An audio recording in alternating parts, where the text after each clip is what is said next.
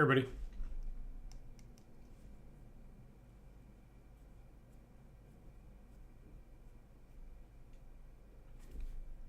Hey, good evening. Welcome to another episode of Dan Plays Games from the Elder Times.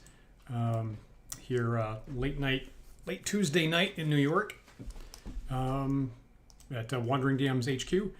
So I'm going to play a little bit more Dungeon Hack here. This fairly difficult mega dungeon crawl from 1993, where I'm going through a mega dungeon solo, which is according to AD&D Second Edition rules, which is not the easiest thing in the world. So let's try that again.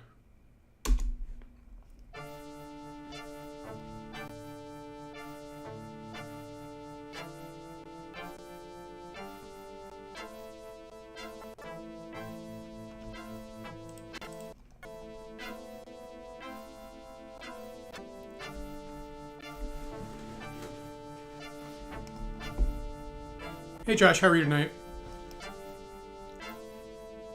I'm surprised you're up this late. It's awesome to see you.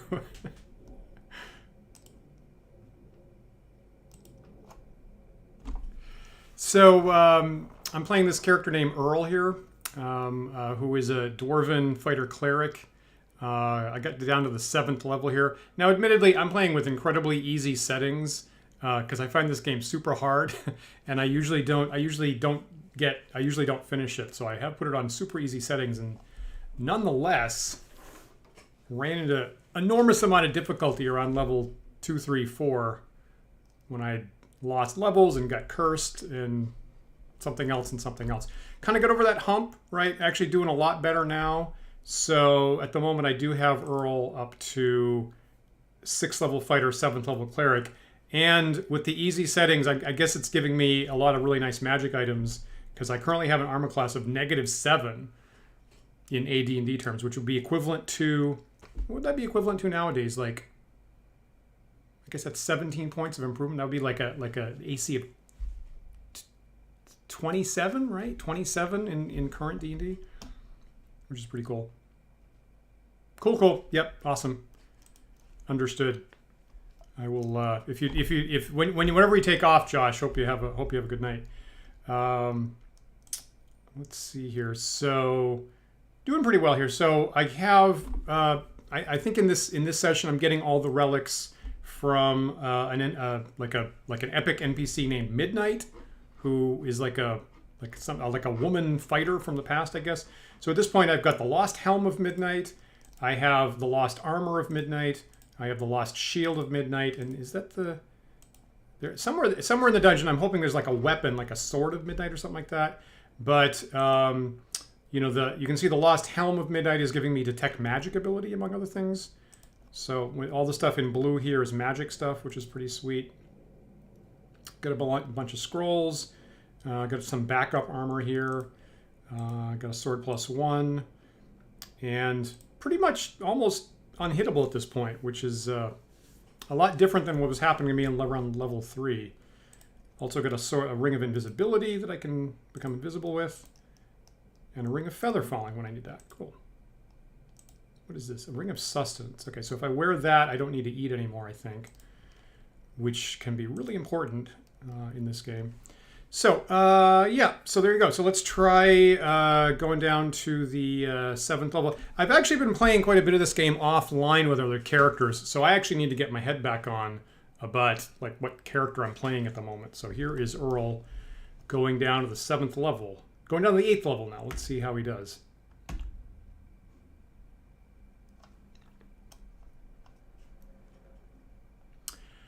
Okay, so this is the underwater level, as you can see here. So I do have the settings that there was guaranteed to be one underwater level in this dungeon. So here it is on level 8. And am I... Oh, for God's sake. Okay, so let me deal with this guy first.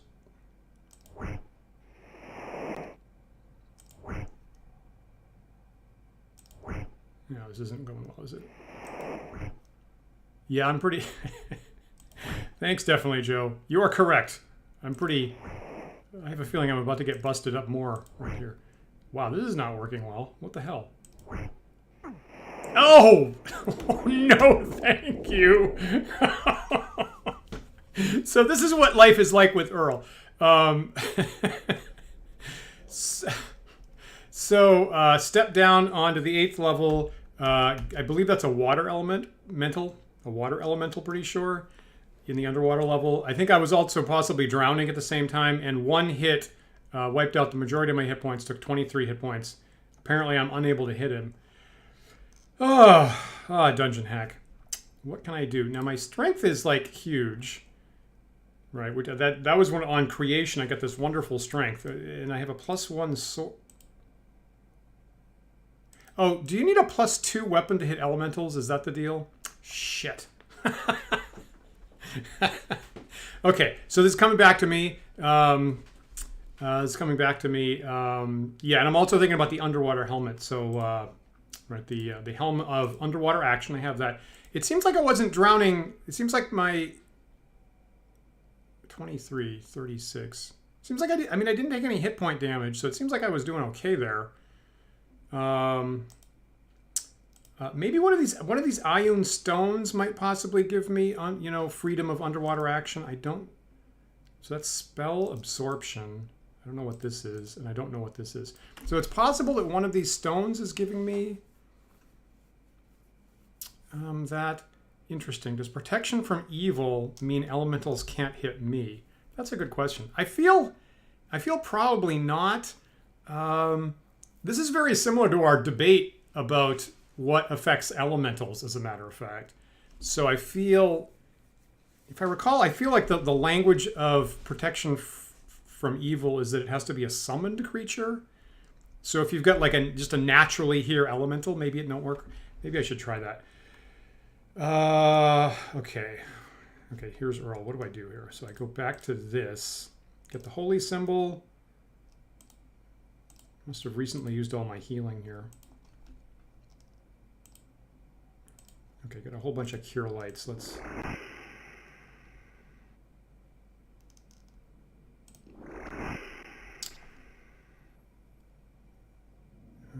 all right, so I could pray for different spells and then rest up. Let me see. So on the 4th level, I'm taking Cure Serious.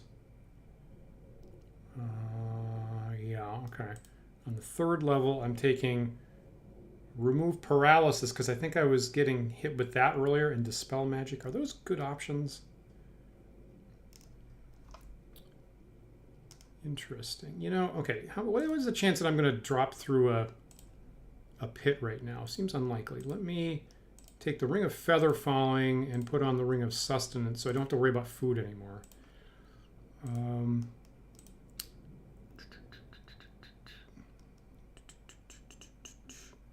Okay.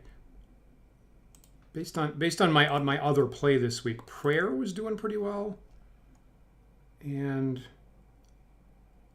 I mean, there's a water breathing spell right there. Do I need that?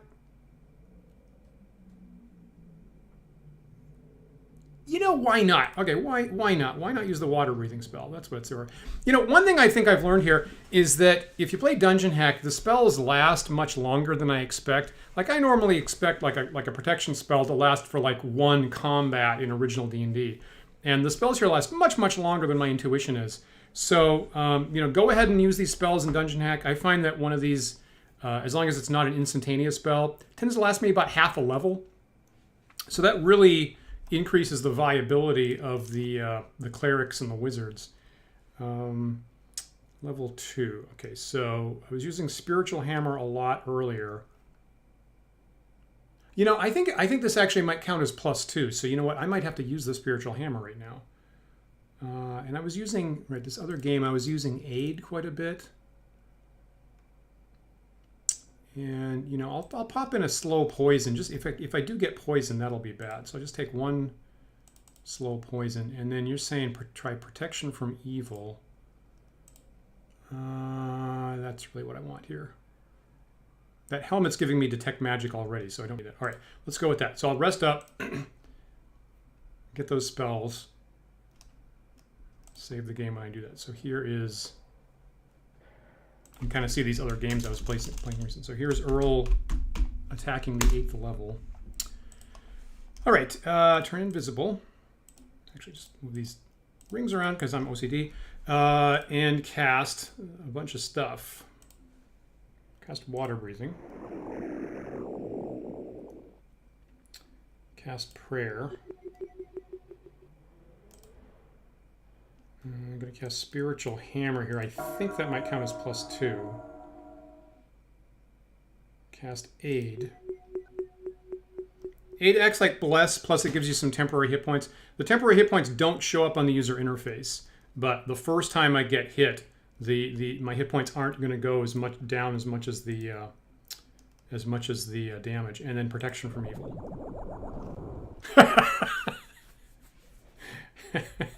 What are the odds of falling? Right now, 1. Okay, so I get it. So I'm going to go down. Unfortunately, I'm in this situation where I'm going to be pinched in against the stairs, and I'm not going to have any room to maneuver. Well, that's weird. How I just leveled up. I just leveled up by talking. That's crazy.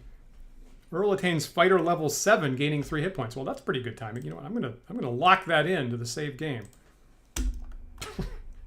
Do you get experience from casting spells?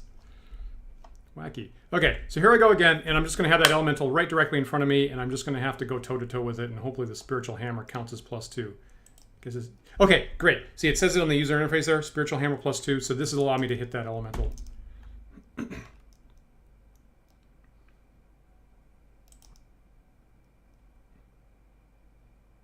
Oh, now my hard drive is loading the sound of hitting something with a spiritual hammer. Oh god, or just missing it. Haha! Okay. Oh, now this thing. Okay, that was a water weird. Okay, so there's an elemental there backed up by a water weird.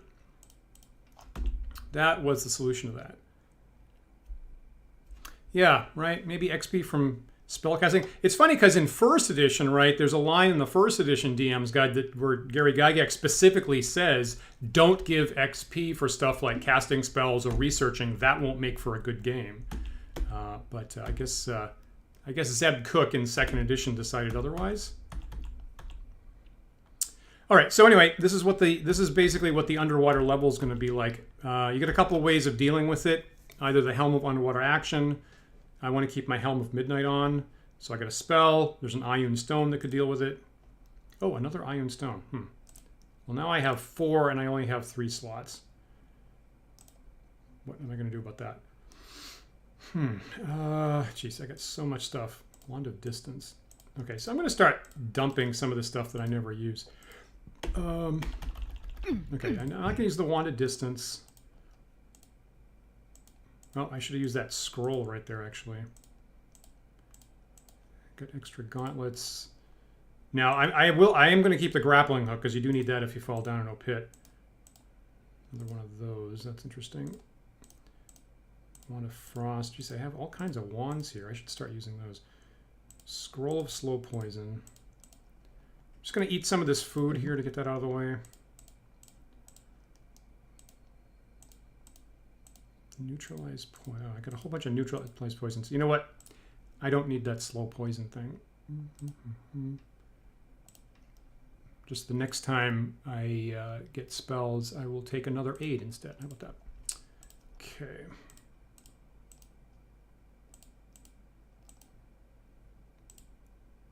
Magic missiles, iron rations. Got these coins I can use in the healing kiosks. Boy, I have a lot of scrolls, don't I? A lot of wand. Look at the wand of allurement. I don't know what the heck that is. Screw that.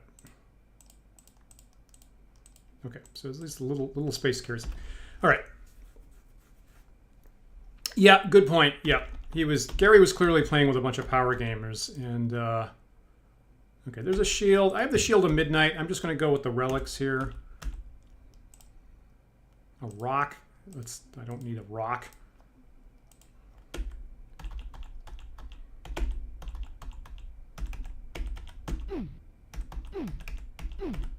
Okay, so usually I get to the end of a corridor like that, and I'm now in the habit where I save the game when I explore the end of a particular branch. Oops. Okay. A book. Great. So that's how I lost a level earlier. Somebody's advice was carry it around until I can scan it with a mirror of scrying, and I think I'm going to do that to be safe.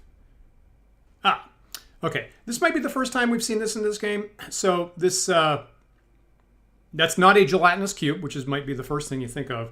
That kind of I don't know, pulsing cube is a teleporter in this game. So there's going to be a couple teleporters on this level that take you to regions of the level you can't get to otherwise. So I'm not going to go through that right now. I kind of want to scan out what the rest of this section of the dungeon is like.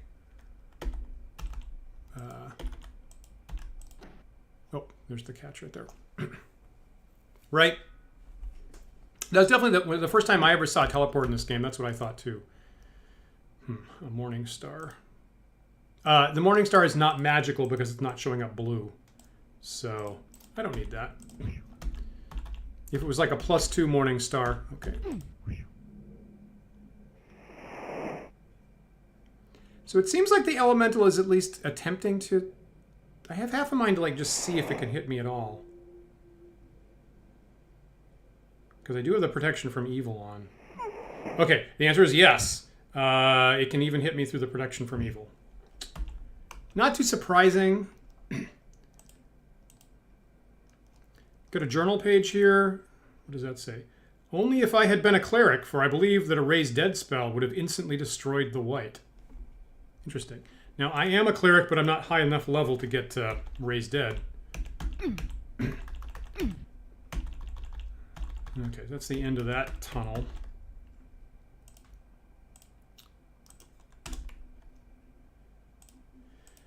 So here I am in level 8. Okay, there's this other branch. You know what? That's obviously a dead end up there, right?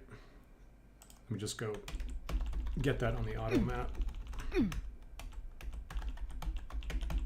Oh, another teleporter. All right. So now I got 2 options where to go.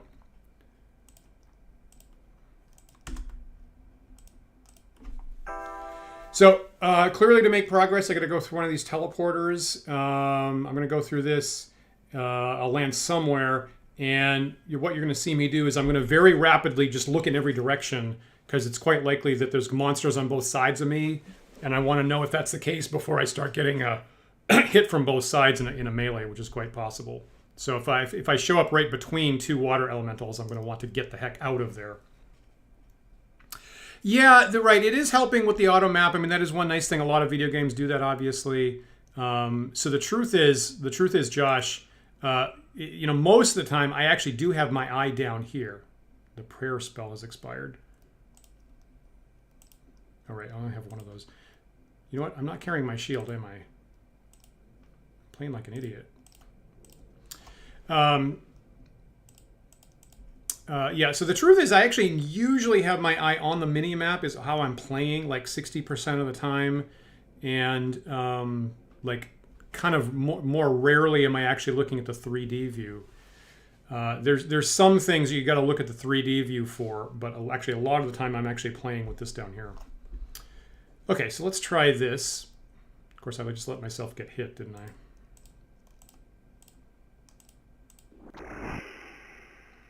That is a weird sound for the Cure Light Wound spell, I agree. That didn't do me very good, did it? Okay, that's better. All right, let's take a crack through the teleporter. Okay, there's just one monster here. Oops.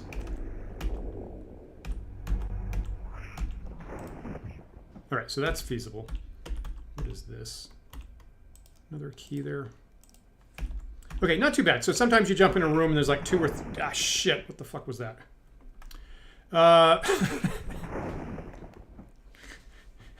All right, take 1 monster and 1 trap. So this is one of the fairly rare faces on the wall that is actually a trap here.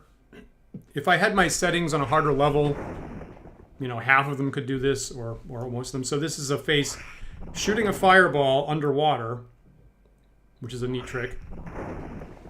Not going to think about that too much, but I'm just going to avoid that line of fire. That's exactly what that is. You can see on the mini map like a little dot goes by when that's on the map. So in some circumstances, like if I'm in a hallway, I can actually like follow that and, I don't know, Mario it and like just dodge the dot as it comes by if I'm really slick with it. All right, so let's look through some of these doors.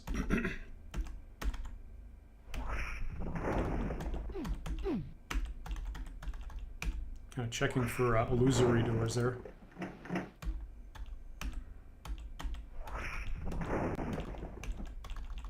Okay, so this looks like a dead end.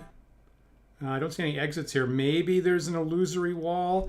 Now, I've played this game enough that I know this. Usually there's this level with a bunch of teleporters, and how it's designed is that there's a cross. There's like a Cartesian coordinate axis right down the middle. So usually there's one vertical tunnel all the way down the map, and there's one horizontal tunnel all the way over the map, which splits it into 4 quadrants. And each of the quadrants tend to be connected. So my guess is there probably isn't an exit on the north, and definitely not on the west here, but there might possibly be an illusory wall maybe on the east or south. So I'm just going to go around, smash my head into the wall several times, and see if there's an illusory wall here. You know, maybe not.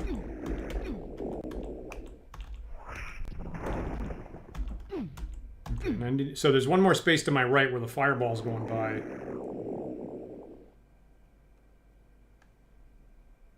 Which I am not going to step into right now.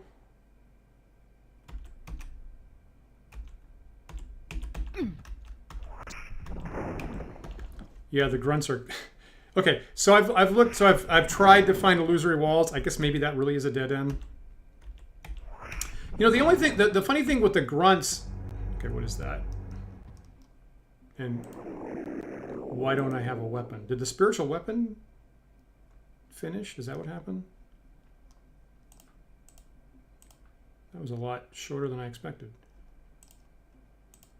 I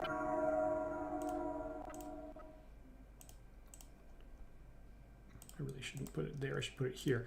Okay, so there's some kind of thing here.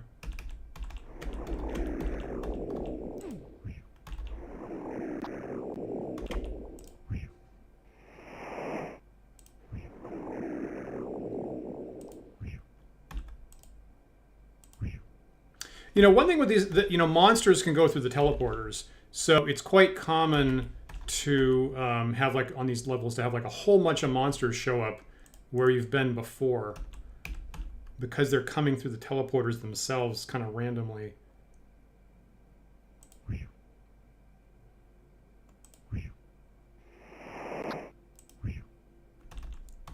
Spiritual Hammer's pretty great. The only problem is you got to wait for it to come back. So if I can, I prefer to use a melee weapon because you get more attacks in the same time. But sometimes you got to go with the permanent magic flying coming back hammer. All right, so let's try this teleporter here.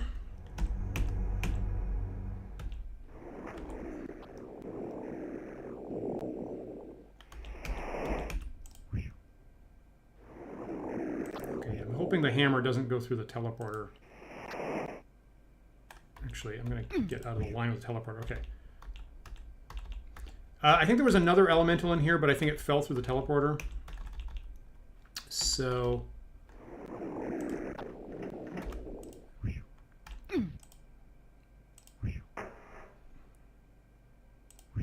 The water weirds are not that tough. I'm not too worried about them. It's the elementals that's a problem.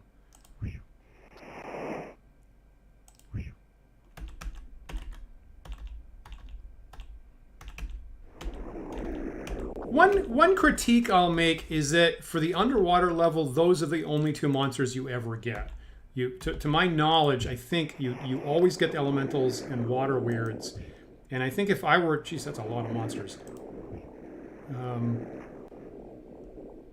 You know... Okay, how about... Ah, what was... Why did I get hit from that?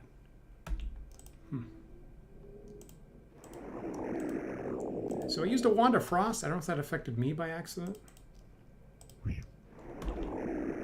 Anyway, if it was me, I might have put in some other underwater monsters, like an underwater snake or something. I'm sure you can think of better stuff than that. Okay, there's a magic sword. Two-handed sword. Looks nice, but I'm gonna stick with the Shield of Midnight for my awesome AC. So I will not make use of that. Scroll of True Seeing. Now that can possibly be nice. That actually came in handy in another game.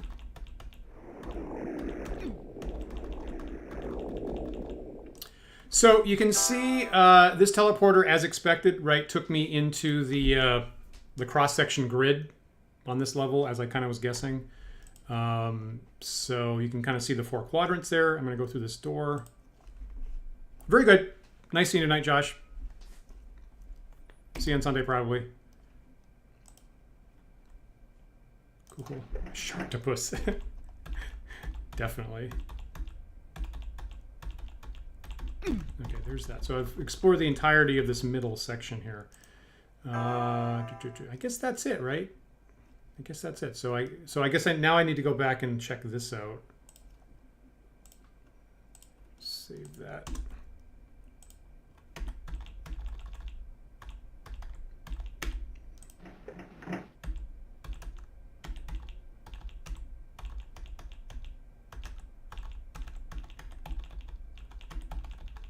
Oops. Great.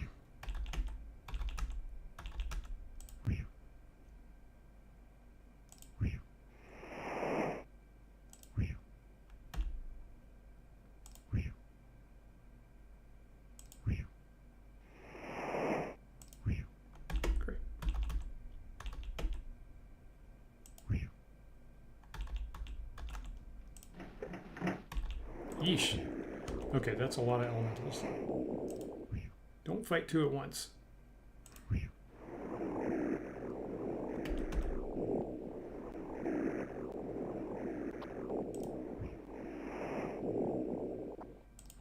Now I just missed him once, but the hammer hit him on the way back, which is one of the other nice things about Spiritual Hammer.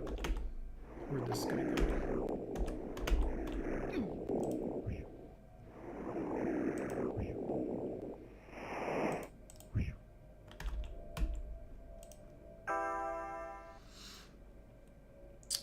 Okay, probably that tunnel. Let me just check this wall.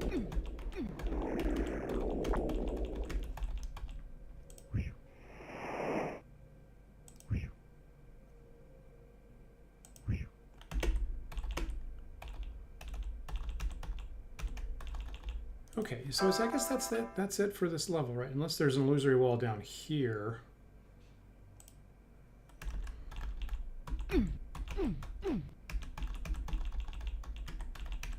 The one thing I'll say about the grunting is that, you know, half the time I play a female character, and the grunting doesn't sound right in that case. Scroll of Cause Serious. You know, I don't use cause wounds. A, they're evil, and B, I just hit stuff with the hammer if I want to cause injury. Okay, so apparently I've explored everything I can get to here. There's going to have to be a little bit more of this dungeon down here from some teleporter. I'm not even sure which one I came through anymore. Save the game here. Well, maybe this is new.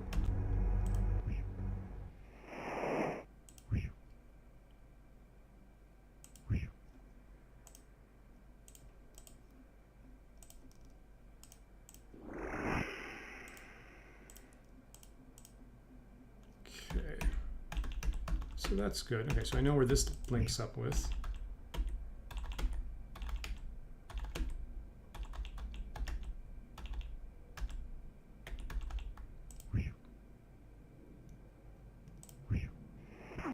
Ah, god damn it.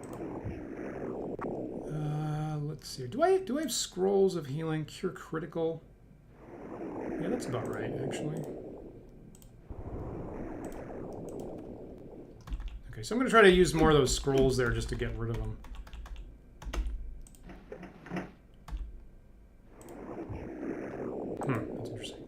Bronze plate. A wand of magic missiles. Okay, I'll take that. Okay, I'm gonna, now that I have the armor of midnight, I'm gonna stick with that. I'm not even gonna try anything else.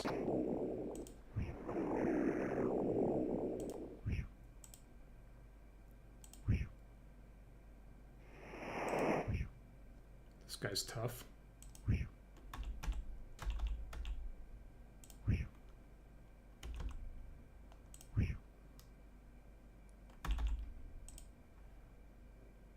An unknown helm.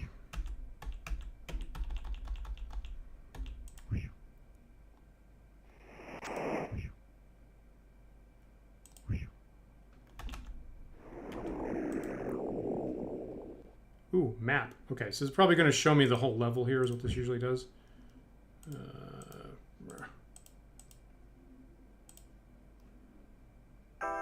Great. Okay, so there is, that doesn't happen very much. That only happens like once or twice per dungeon, but so that has given me a map of the entire level. The stuff that has grids on it is the places that I've been, and there's a side effect that it's going to show me red dots where monsters are there, places that I've been. And the places that are blank are on this map. Now, the complication, you know, there's always an FU in classic D&D, and the FU here is, I don't know how these teleporters link up. So it's shown me that there's a whole bunch of teleporters, and I'm just kind of guessing how they link up. Now here, okay, here's the stairs down, and there's a teleporter. Okay, now this is going to be a dead end here. Maybe I can kind of guess. Okay, so I came through here. Okay, that's clearly going to be a dead end. Well, I guess there could be a second teleporter. No, it would show me, right. Okay, so that's a dead end room here. So probably, okay, so I guess I'm just guessing. So one of these here I can get to, and quite likely, I guess I just have to find out. But at least with the map, once I get through a teleporter, I know if I'm in a dead end zone or not. And I can come back and maybe I can finish up this level more quickly than normal. So that's nice. Let me just save this now that I have a map of the level. That's pretty sweet.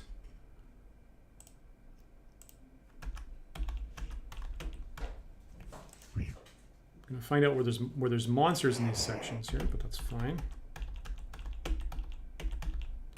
Okay, so there's teleporter, and my spiritual hammer just expired. My protection from evil spell just expired.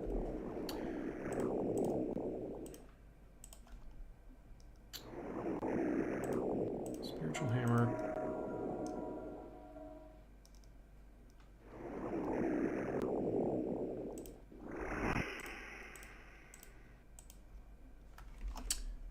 All right, so I'll jump through here and see which zone we're in.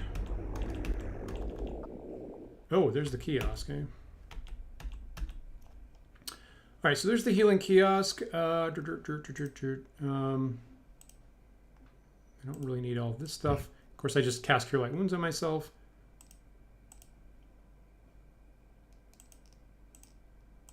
Something I could get rid of.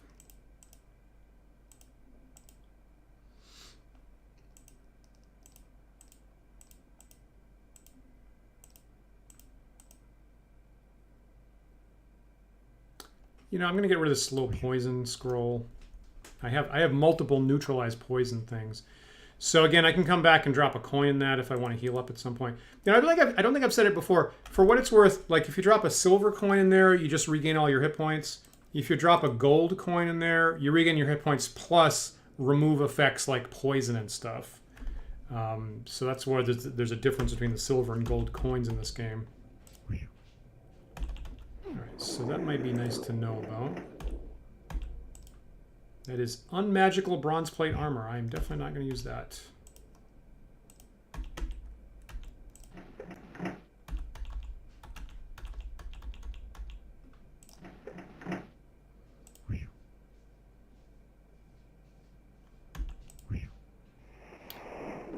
I'm missing this guy multiple times. There we go. Okay, so interesting. Dragon skin armor. Non-magical here. Not super interested. An orange potion and a cocky potion. So I have no idea what that's going to... You know what? I'm going to start drinking some of this stuff randomly. This is probably a bad idea, but let's see what happens. Wow, what bulging muscles I've got now. My strength is currently 22. That's not bad. Okay. I like that.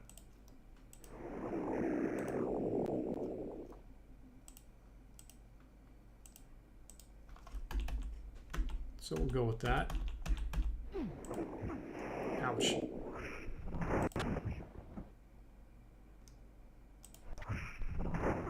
Ah, shit.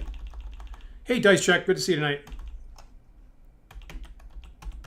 Okay. Looking for Curie scroll type things.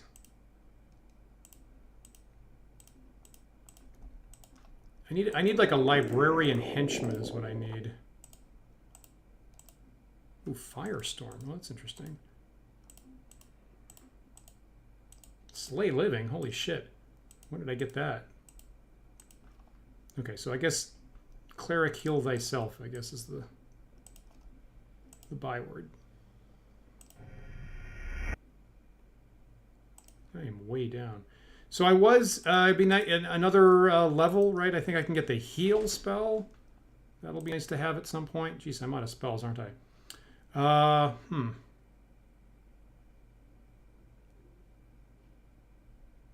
Now I kind of want to...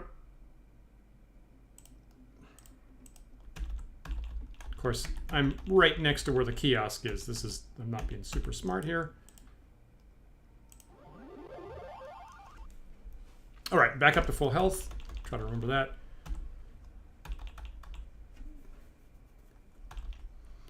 Yeah, this is. I don't know if you've seen this game before, Dice Check. This Dungeon Hack game. It is tough. Like it's classic D&D, and it's freaking tough.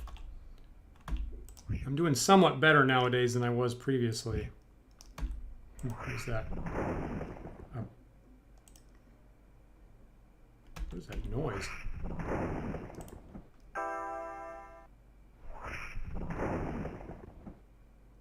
So I'm guessing somewhere nearby there's a trap throwing fireballs out. Oh, you know what? It's here, right? Okay. So this game, you know, it gives you sounds with what's nearby, but it doesn't pay any attention to whether there's walls in the way or not. So this space right here, when I started out, I think had the fireball trap. So I think that's what we're hearing right this second. A dagger. And unmagical scale mail, so I don't need that. What's up here?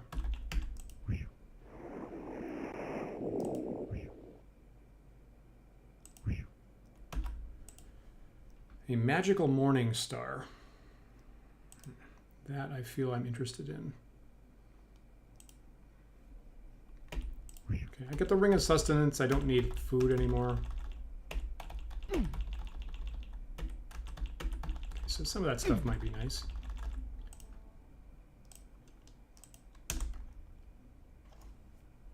Oh, cool. Yeah. Yeah. I think some people like actually put this in the same category as the gold box games, right? It's not really that exact same engine, but it's same era, same company. So I have seen some people like categorize this with them. I actually think I got like a gold box compilation at one point that included this game. I think is how I got this. Okay, so that was not where the exit was. So let's go back through the teleporter. Fight my way past this guy.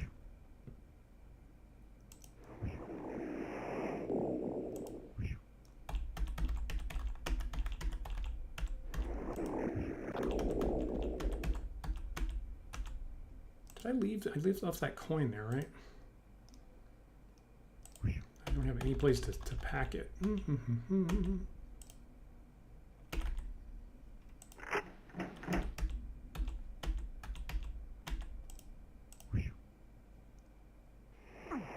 God damn it. So on later levels, you know, the monsters hit a lot harder. There's one particular monster that's usually on the second to last level and it does like 40 points of damage every time you hit it. It's not even a monster I'm familiar with. It's some kind of wacky second edition thing. I didn't even know what it was. Okay, so let's go through this teleporter.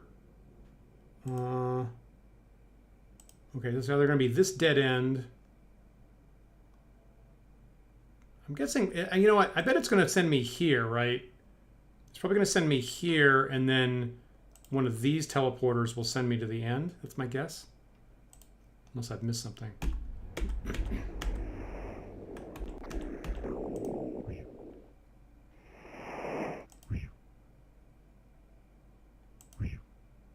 All right. Spiritual hammer doing the job. There's more food there. All right, there's one of those puzzle locky things, and what goes on the knight's helmet? Well, this feathery thing, so bam.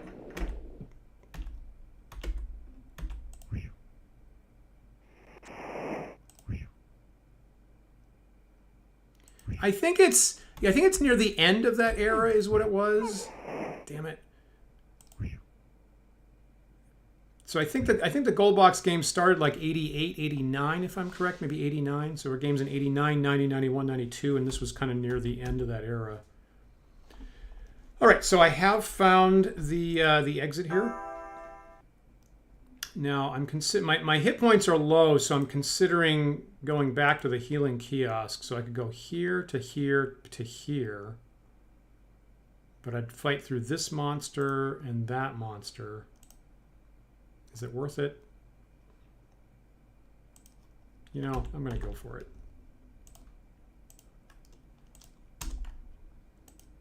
I kind of want to be healed up when I go down to a new level. I can't rest up on the underwater level because my breathing spell will expire before I rest up. So in this case, I think it's worth it. Ah! As long as I don't get hit by that other monster.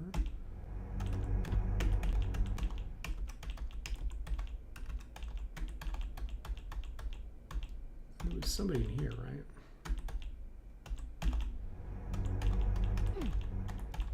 Okay, so here I am at the end of level 8. I didn't explore every single part of it. I hope I'm not missing out on some awesome magic item. Probably unlikely.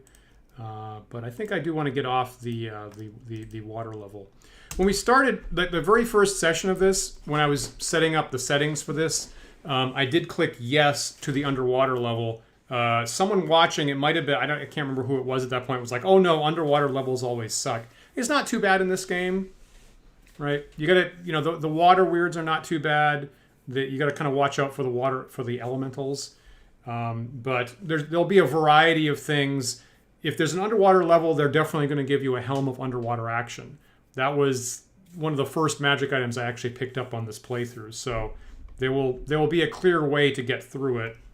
And it's not too bad in this game. So if you play Dungeon Hack, I would say yes to the underwater level. Why not? It's kind of interesting. All right, let's try for level 9.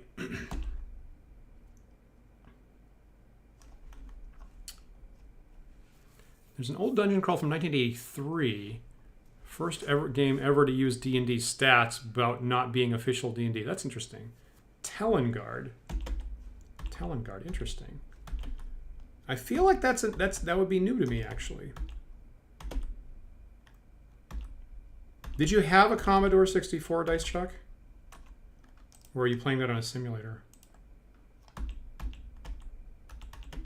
Or both? Okay, enough with the wands of magic missiles. I'm not doing that.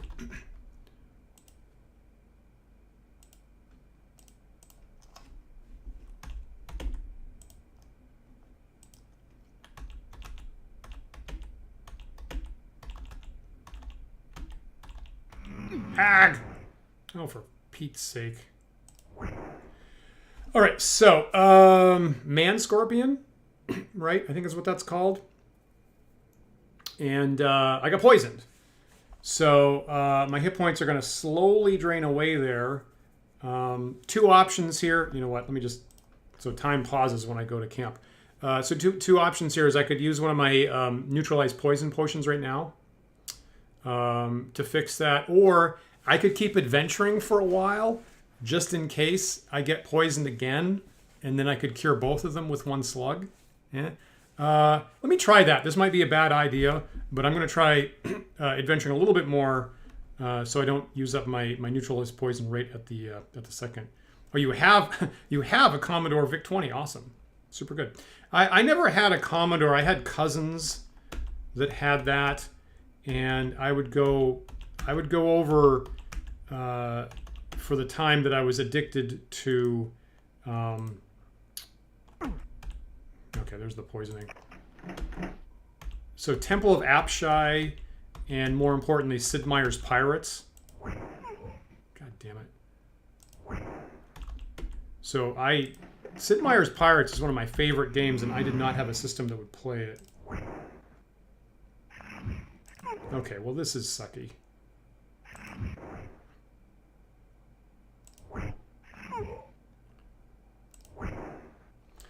All right, what are you? Okay, well that's handy. So it just gave me a potion of neutralized poison. So I will drink that now. I'm glad that poison is out of my system. You and me both. Was that a cloak? Nice for a wizard. I don't need that.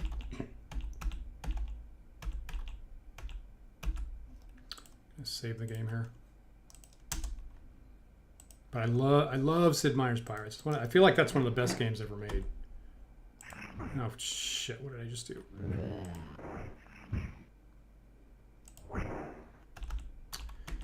And I'm poisoned again. Okay, I gotta start playing smarter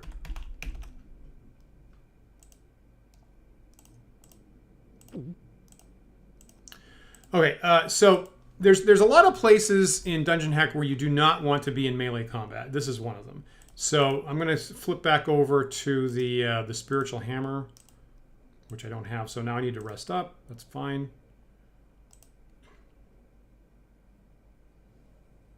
Yeah, why not? As I get healing spells back, I'm going to use them on myself there, so I'm all healed up, and I have my spells.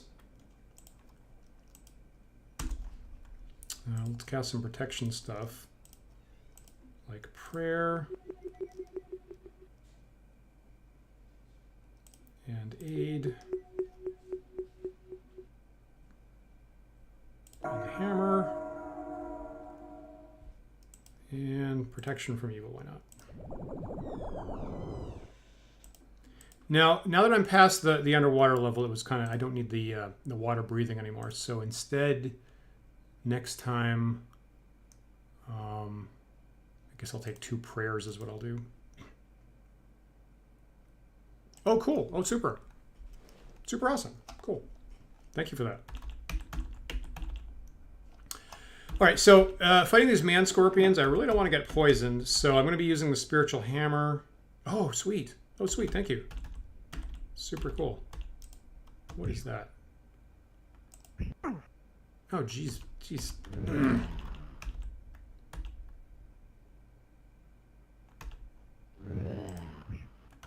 So I think that's a flesh golem. I think I'm not going to use that.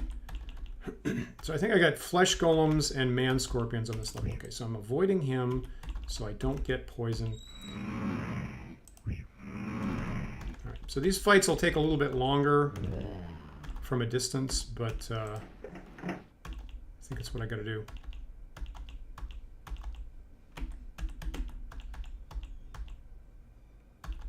Oh, awesome. Nice.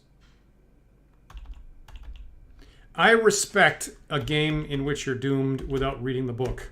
Oh, jeez.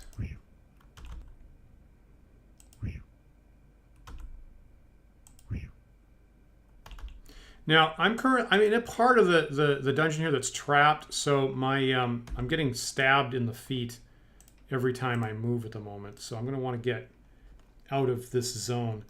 A small green ellipsoid ion stone increased my ability to survive various dangerous situations. A small green ellipsoid. That's yellow. That's something else. I don't have a small green ellipsoid ion stone. Anyway, okay, so I'm getting hit. I'd like to get out of here.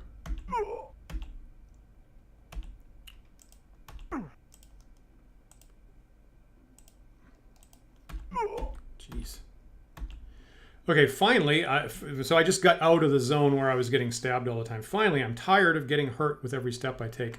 So one of the settings I put on initially was magic zones. Not many. So there are these zones in the dungeon where you either get slowed or you get weak or you get stabbed like this. You just take damage. And now I'm super hurt.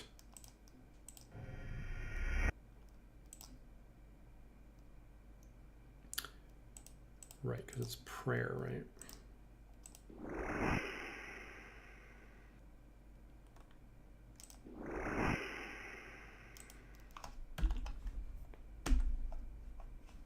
Yeah, what are your two critical tips for Telengard?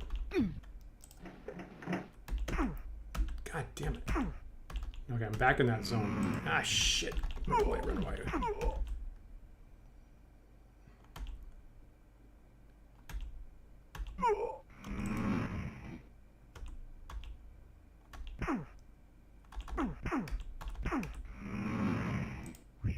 Well, this is not a good tactical situation.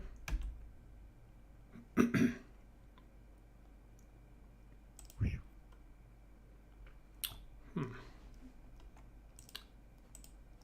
really wish I knew what some of these potions were.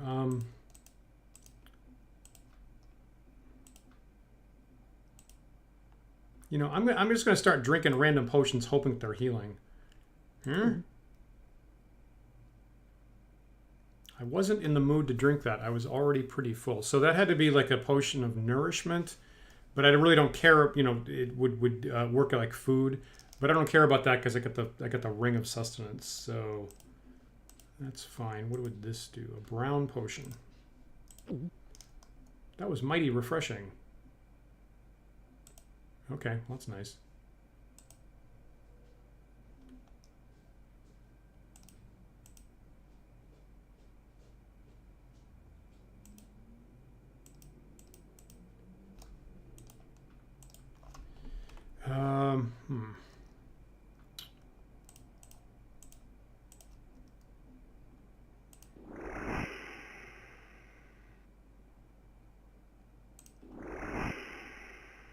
So I was recently playing a higher level cleric, and now I'm unused to having this few healing spells actually. So I need to get back into the mindset here. Jeez, this is awful. Don't hit me.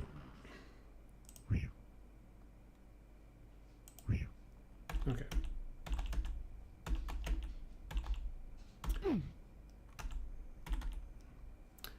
Your keystrokes are buffered. If you hit north 5 times, you'll go north 5 times. You can't stop it. Interesting. Okay, in Telengard. Nice. Also, if you name a character with a name that starts with the letters SV, the game will not delete your character when you die. Oh, it's got permadeath by default. Oh, that's fascinating. So I don't know. So like this game here, Dungeon Hack, has permadeath as an option. Like if you hit the hard difficulty settings, it'll have it there.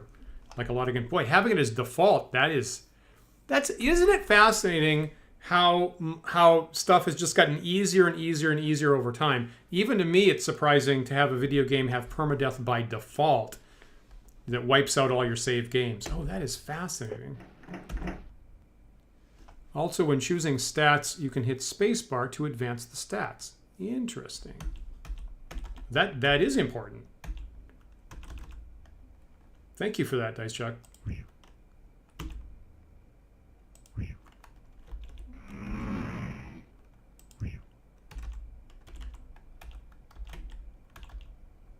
That's super important. So I will be sure to name my character Sven. Or perhaps the Great Sveni. Little inside joke there.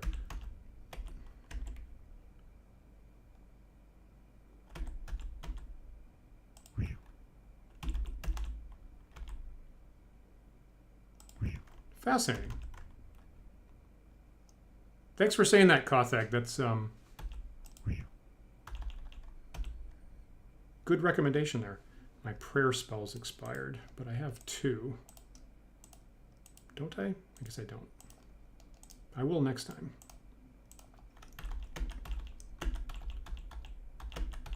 So this is a level that has kind of big, kind of weird shaped rooms to it.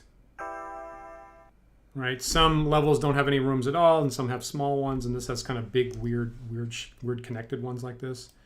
Kind of interesting. What is that? The water from this tub is cool and refreshing. Well, that's nice. Delightful. Talonguard has 200 by 200 rooms per level and unlimited levels due to its programming, and you can map it different monsters every time, but the rooms are same every time. Oh, that's interesting. Well, that's fascinating. You know, Dungeon Hack here does have different level layouts every time you play it. Is that room? Okay, that door must be openable from the other side is what it is.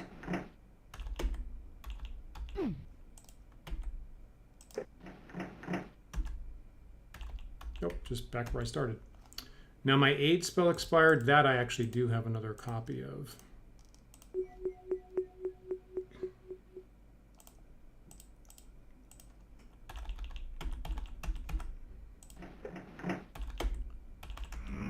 Ack! So I hate turning a corner and running into a poison monster. It's kind of like the worst. Is that actually the end of the... I'm trying to gauge the likelihood of secret doors or something around here.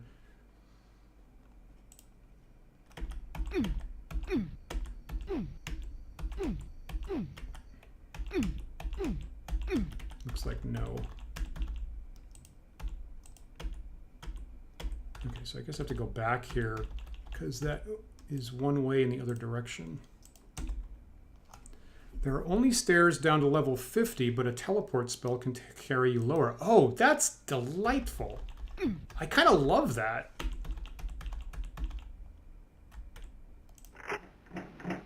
Okay, so at least that door is open now. Okay, so I seem to have depleted that section. I guess I got to go all the way back. That's a long tunnel there. And explore somewhere around the southwest. That's a hell of a long tunnel. Oh god, this space, this is nonsense.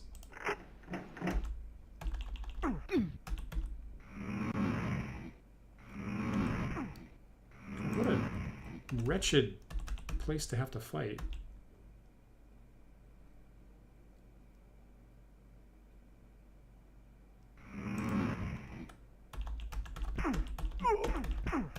Okay, hopefully I'm done with that nonsense.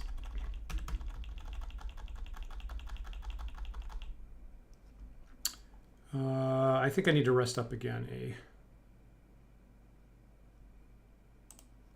Make sure I have a good spell loadout. Cure Serious. I guess that's it, right? So I only have healing spells on the 4th and 1st level.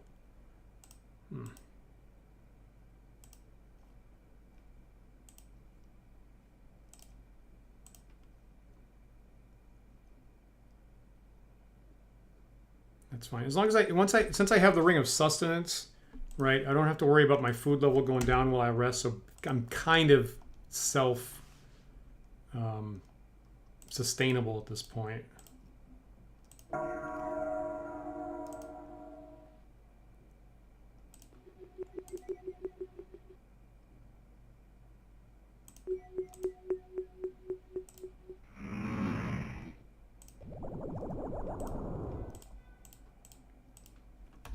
Okay, buff myself post-rest.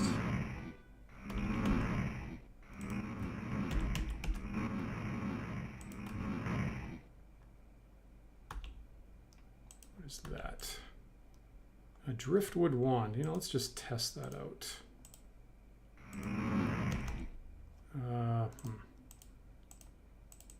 It's doing absolutely nothing. I think I've used all the charges in that. What the hell was that?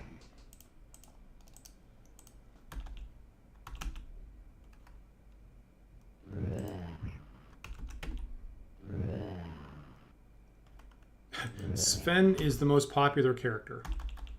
That seems to make sense. Damn it.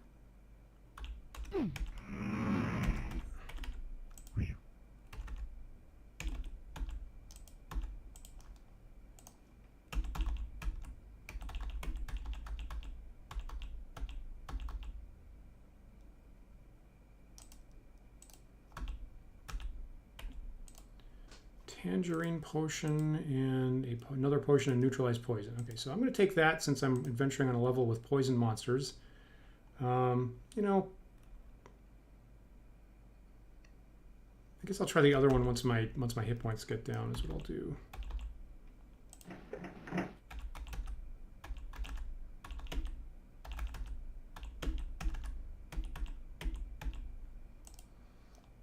What is this? Bracers of protection +2. Probably not any better.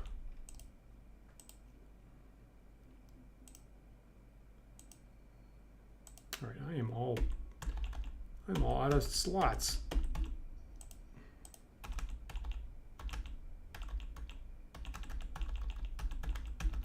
Okay, so I guess I've depleted this section, eh?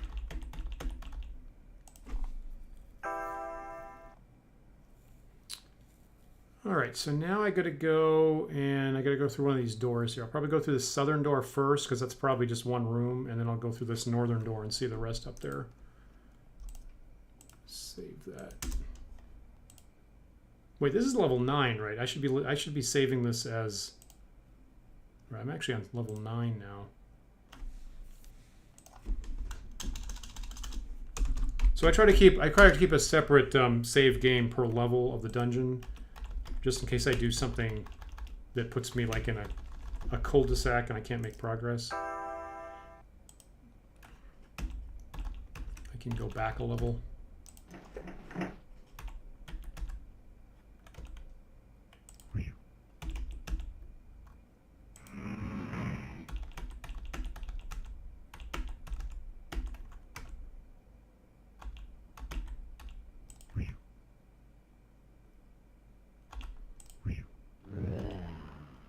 So this flesh golem is dumb enough that I tapped him a couple times from behind and he didn't turn around.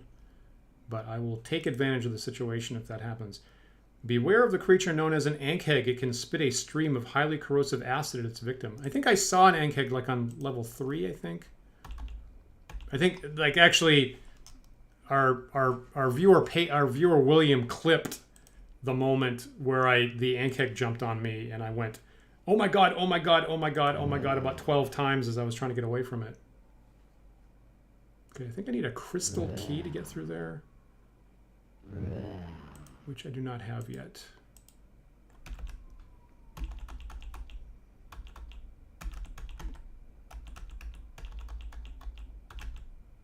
Ah, run away, run away.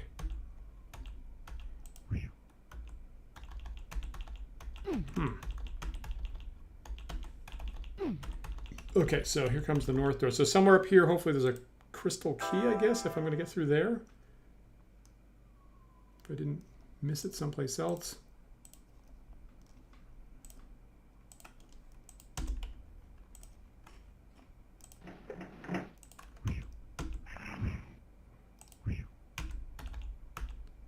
What are you?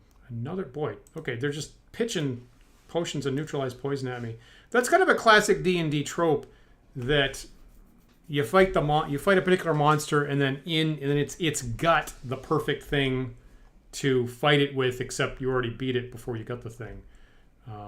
Although in this case that would actually help you recover. How important is that?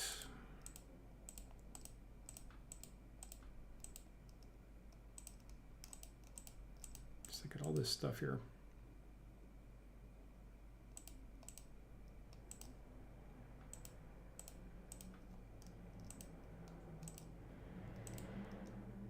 Firestorm, jeez.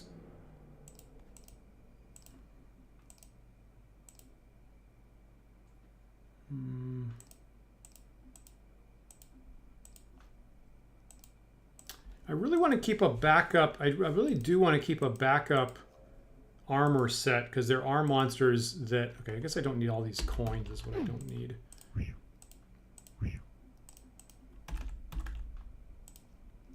I want to keep a backup set of armor and weapons because there are monsters that consume your weapons. Like a black pudding will just eat anything.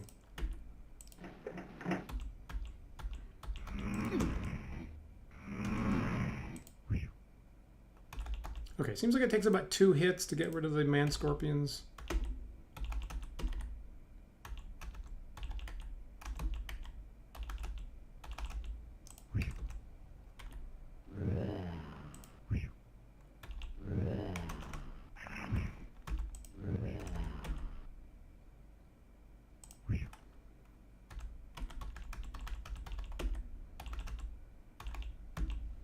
Okay, Illusory Wall, right? I kind of guessed that, you know, I got to admit, the Illusory Walls here, hypothetically, they could be anywhere, but they do tend to be,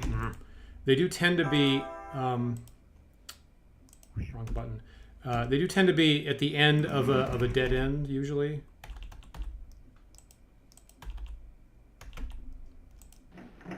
Protects them from petrification.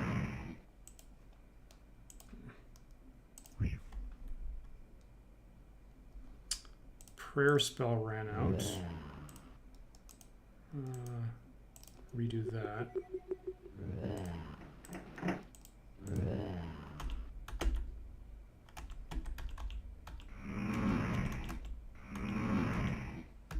All right, and there's a healing kiosk, so you know what? I will drop the coin by the healing kiosk as well. That'll mark where it is.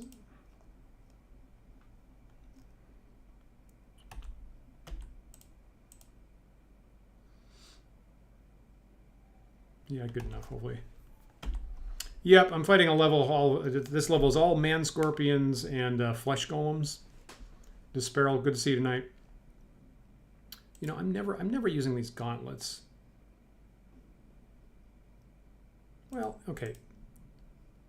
So my armor class is -7. With the bracers, what is it? -5. You know, maybe that's good enough. You know what? Maybe -5 is good enough. And I put on the gauntlets of ogre power, and then my strength is 19. Ah, God, see, I'm having a real tough time making that decision. I'm gonna hedge my bets there. What was that? My aid spell ran out.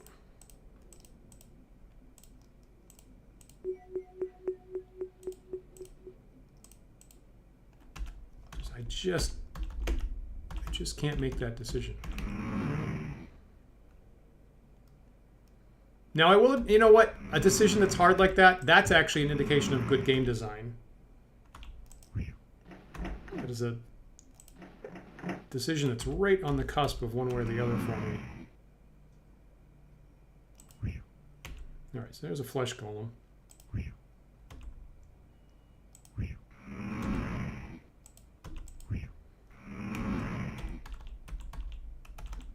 What's down here? Nothing. Ah! I really don't want to get poisoned. And those guys hit really hard when they hit.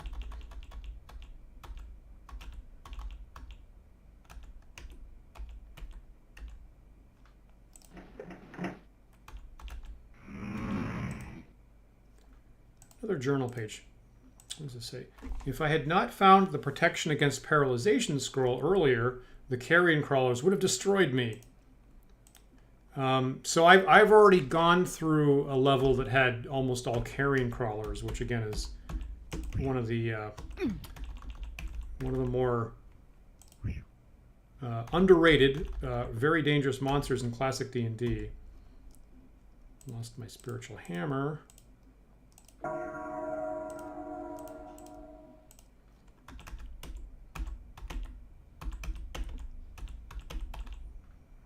Boots. Not magical, not glowing. Got some food there that I don't really need.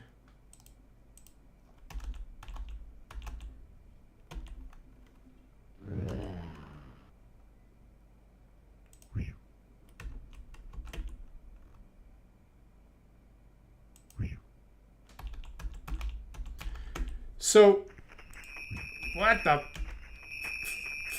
the fuck is that? What the hell is that? Is that what the? Oh my God! The man scorpions make robots now? What the hell was that? The ring of feather falling. I already had one of those. Okay, I've got too many gauntlets. I don't. You know what? Okay, no. Let me. Okay, that might have been a bad choice. So there's a whole bunch in this game has a whole bunch of different gauntlets of different strengths. They have gauntlets of ogre strength, gauntlets of hill giant strength, and gauntlets of fire frost giant strength. So currently I have strength 19. If I put these on, then I've got strength. That's not any better, so screw it. This might be gauntlets of archery or something. I don't know. I'm not doing a lot of archery. That's true, right? So the sure in this game the carrion crawlers aren't really as dangerous as standard D&D. So the fact that paralysis here, you can still move, just not attack. That's a huge change. And the fact that they don't get 8 attacks, that they just attack once instead of 8 times. That's like, you know, that really is the whole story. What the heck was that thing I just fought? Weird. Okay, so anyway, no big surprise, right? We just found the stairs down to level 10. And that's basically how the monsters are set up all the time, is you have 2 stock monsters per level, and then right near the stairs, there's one monster that could be on a lower level, right? One boss monster. What the heck was that? Yeah, right. I was playing another game that I did get gauntlets of frost giant strength, and my strength did become either 21 or 22. Yeah, let's find out. Sometimes I like to try to deduce what it was, but I have no idea what like a robot scorpion is. Waiting for my hard drive to load the creature totals. Scaladar? I guess that had to be a Scaladar. Don't think I've ever heard of that. You know, let me go. I have the manual over here.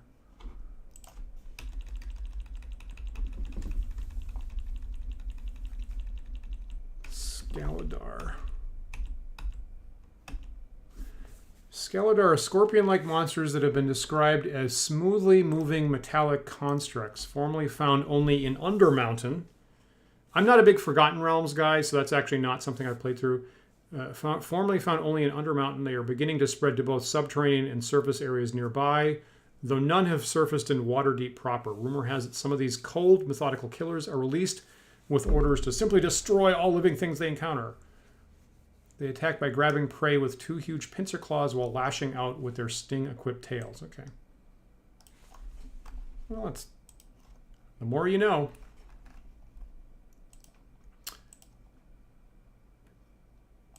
All right, so here's Earl on level 9. Okay, so explored most of it. Is it useful to explore that zone up there? I'd have to go back here. I have to go. Of course, you know what? I still don't have the key to get in there. That was a crystal key, and I still don't have. Oh, there it is. I do have it. Yeah, I don't want to go all the way back. So okay, so before I go down a level, you know, the keys are only useful for stuff on that level. The way we've got the settings set up, so I'll drop this. And I'll drop this. Anything else? Remember, okay, so remember to use this scroll of protection the next time I want to cast that.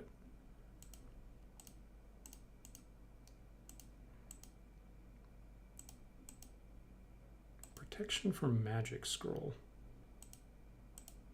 I gotta remember that if something starts casting crap at me.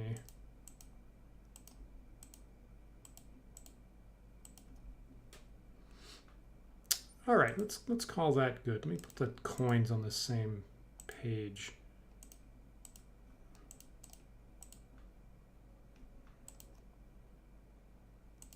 Prayer expired.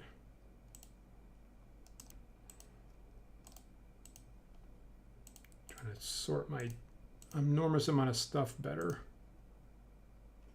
with that.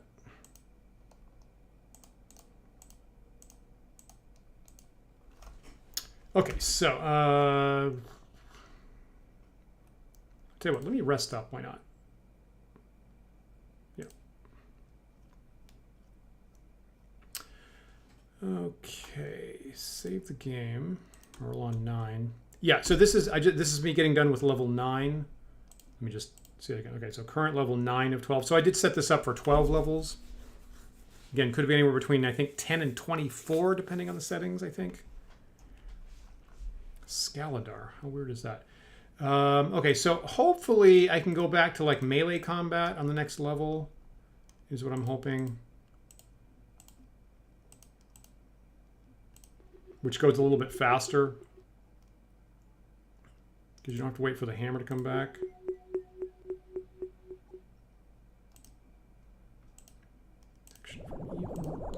Honestly, you could probably drop a couple of those silver coins. Yeah, just the 3 gold coins would take care of my needs. You're probably right. I'm going to take your advice on that.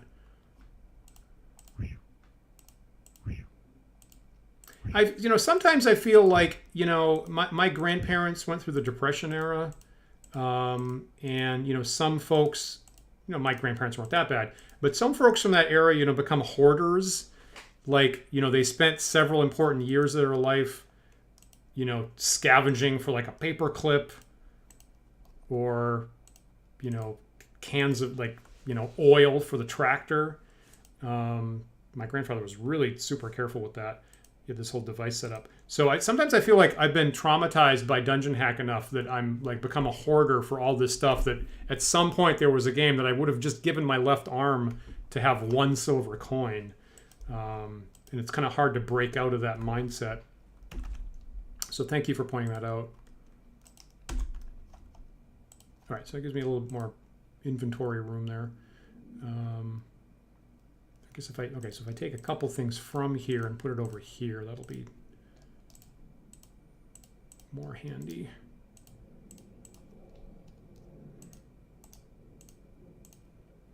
Still kind of, I'd love to have a mirror of scrying or whatever it is to determine exactly what this stuff is I'm carrying around. Haven't seen one in a while. Okay, let's try level 10.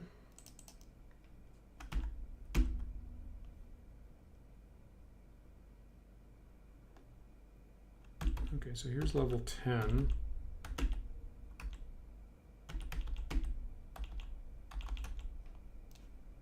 All right, I think I'm looking at an Etten, and if you're going to love the audio to the Etten, actually, it's pretty funny. Yep. No, I agree with that. I think that was good advice to Sparrow.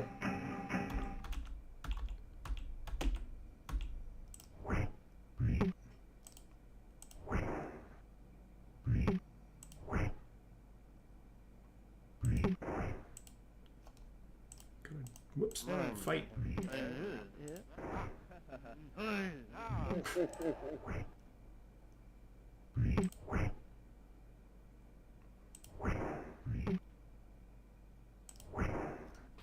Oh, my higher level guy had a much better time fighting those things. I had mistakenly quaffed a potion of confusion when I should have hurled it at my opponent. Okay, good advice. Now, knowing that you've got a potion of confusion, that might be an issue. So I'm personally kind of amused by the audio for the admin of the two people kind of squabbling with each other. Wand of distance. I hate that stuff. Just go on the floor. Okay, silver coin. We are in drop the silver coin mode. So we know that this level has Ettins, and there's going to be something else. Well, that's kind of creepy. There's one of these window zones that I can see through a little bit without moving. What? I can almost but not quite make out what that is. Oh God. It's okay. So here's one of these like hurt your feet floor areas. It's not what I needed right now. Oh God. Okay, so apparently I'm going to have, having fought one of those things, now I'm going to have to fight through about 40 of those things on this level. Plus the damn floor. Oh no! Goodbye. No. Oh fuck. Okay. All right. Well, the Scaladar are a lot more punishing than I thought. So I think that was the first time I got hit by one, and it just immediately killed me. That's not great. Okay, so I guess you caught through the window that was a Scaladar before I did.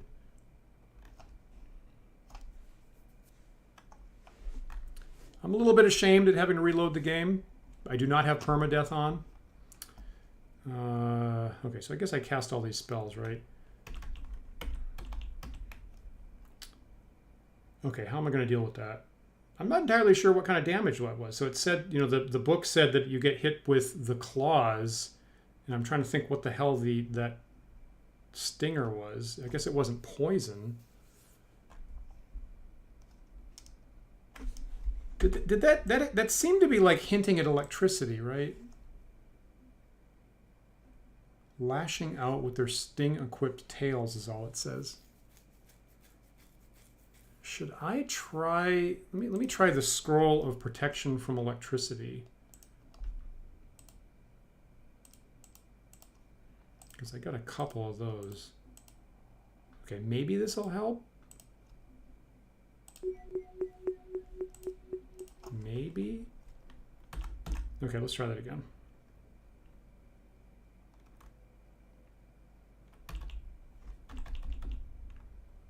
Yeah, I think that the floor damage was not technically a trap, but I think it's a magic zone, I believe.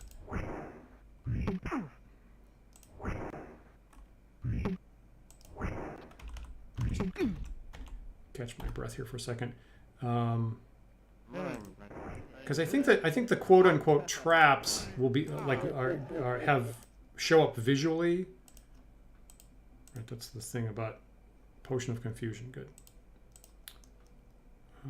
Right, this is where did I? Right, that's where that scroll was. Okay. These kinds of things that keep hitting you space after space after space, I think they count as a magic zone, supposedly.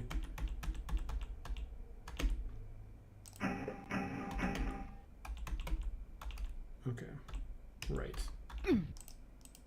This stuff. All right, let me save the game here on level 10 now.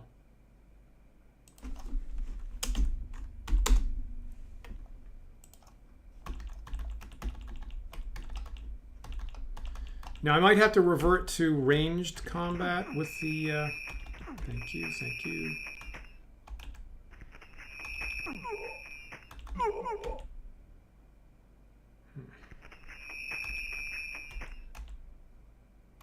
Okay, let me try this again.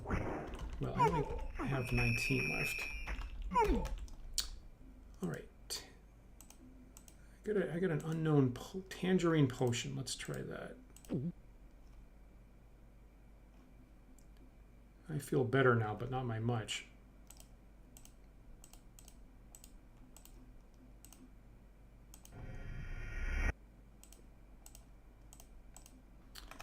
God damn it. Okay, well, that guy went away. Boy, my hit points go down real fast like that. Poopy. Okay, now I kind of want to... Okay, so now I'm in a dilemma. So I kind of want to rest up. But if I do that, then I lose the protection from electricity scroll that I'm using. Ah, God damn it. How am I going to deal with this? I gotta go back to the spiritual hammer. That's what I gotta do. This is I can't risk this. I can't risk these one-hit kill monsters. So let's rest up.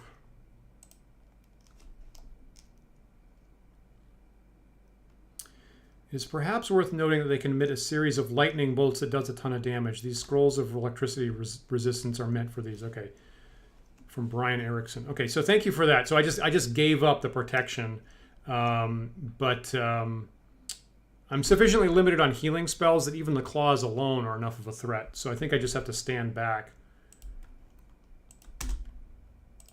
and do the ranged combat instead.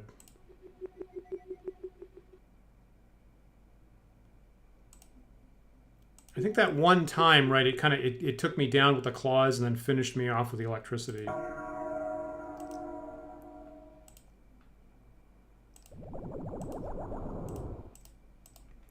What are you? Ah, geez, I still forgot to use that. Maybe if I put it at the top, I'll remember next time. All right, let's try this. Got Ettins and Scaladar. Nope, nope, nope.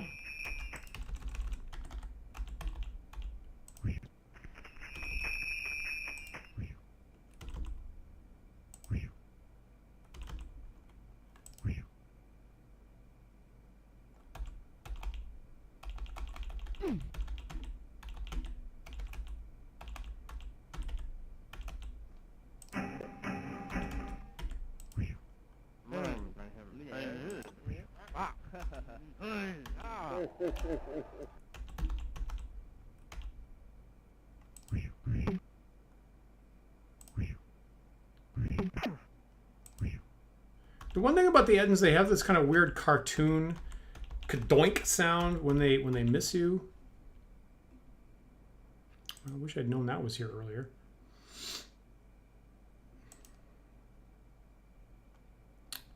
Okay, I'm going to mark that with this food bucket.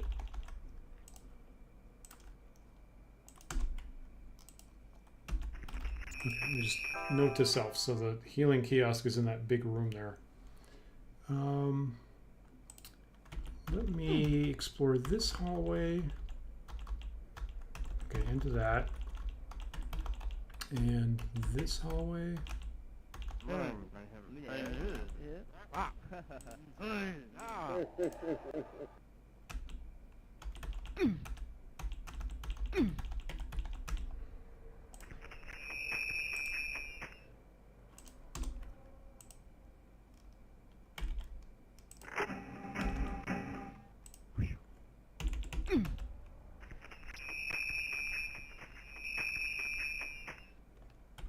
These guys are tough. It seems like they have about a 3800 baud modem too.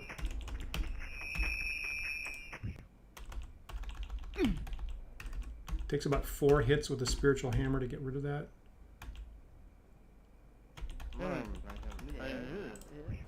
Damn it.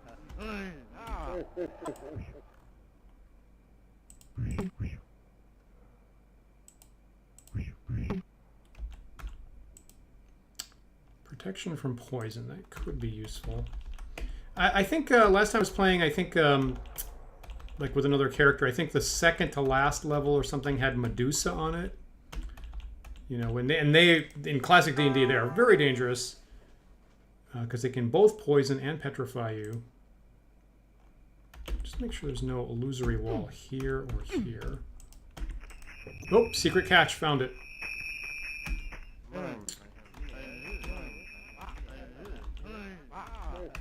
Good guess on where there's going to be a secret door there.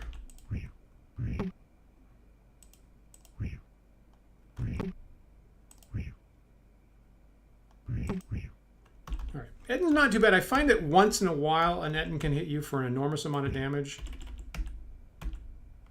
But not the worst thing in the world.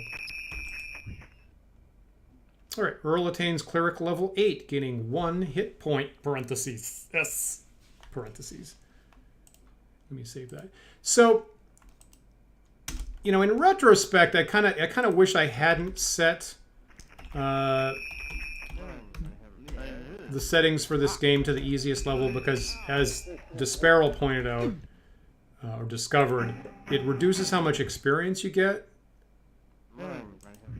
So I think that's actually kind of hamstringing my advancement. If I was leveling up faster, I'd get more healing spells. I'd have a... I could get a... Okay, so I dodged that. Electrical blast. I could have heal spells. I'd have more, like, neutralize poison spells. Stuff like that. What are you? A Manzanita wand that is not magical. Interesting. Same fact says, in his opinion, Greater Fair is one of the worst monsters. Apparently, their attacks ignore armor. Yeah, so a couple minutes ago I said, usually the second to last level has this horrible monster that does 40 hit points of damage. That's the Greater Fair. That's exactly what I'm talking about. It is, like, comically unbalanced. Like, it's Like if I saw that in a D&D game, I'd say it's totally broken. It's ridiculous. It's a real pain in the ass to get through the second to last level with a greater fare. Oh, an apple. Why not? Oh, I'm not hungry. Okay. Well, I never will be, so toss the apple.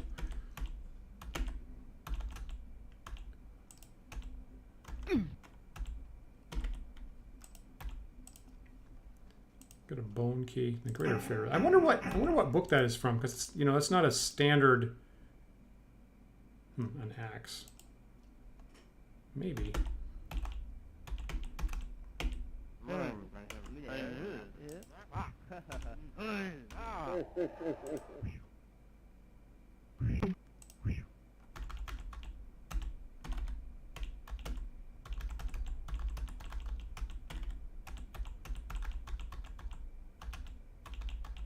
Ack.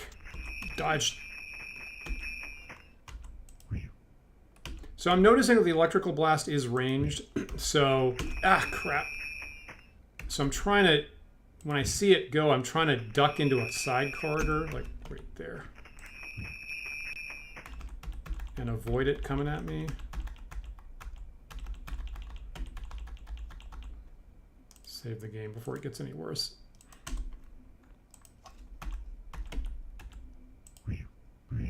Interesting, interesting. In the second edition Monstrous Manual.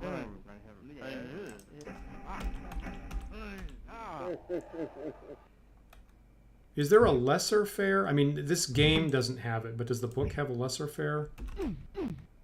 Or however you say that?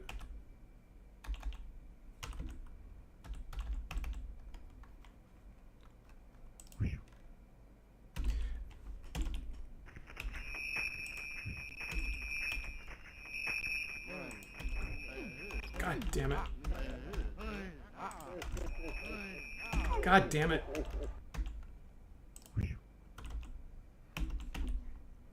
Okay, so I failed to dodge one of those blasts and took 13 points of damage, and there's that thing here. A vermilion potion and an unmagical wand. What does...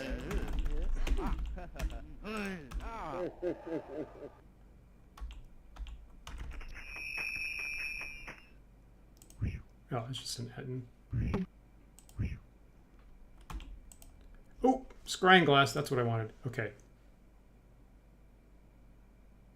You know, I'm just going to chug this potion. Whatever. It feels cooler around here all of a sudden. Might be protection from fire or something. Okay, so let's make use of the mirror of whatever it is. The scrying glass. That's it. Okay. I don't know what action. Elven chainmail, some kind of magic that I'm not using. Okay, let's find out what this axe is. So, you know, if this was a two-handed weapon, I wouldn't care about it. But axes here are one-handed, so sometimes I do use them. That is an axe +2. Okay, so I could use that against elementals or things like that. Good to know. What is this dagger actually? Dagger of Venom +1. I didn't know that was here. Can I poison the monsters? That's interesting. Okay.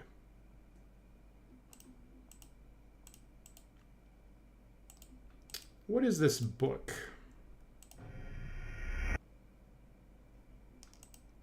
That is a manual of quickness and action.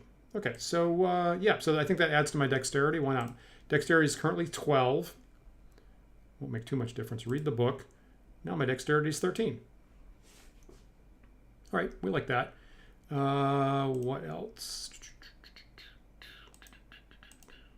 Okay. Now, I don't know what the Ioun stones are, right? I guess that's the main... Just to remove... Oh, this morning star I was using.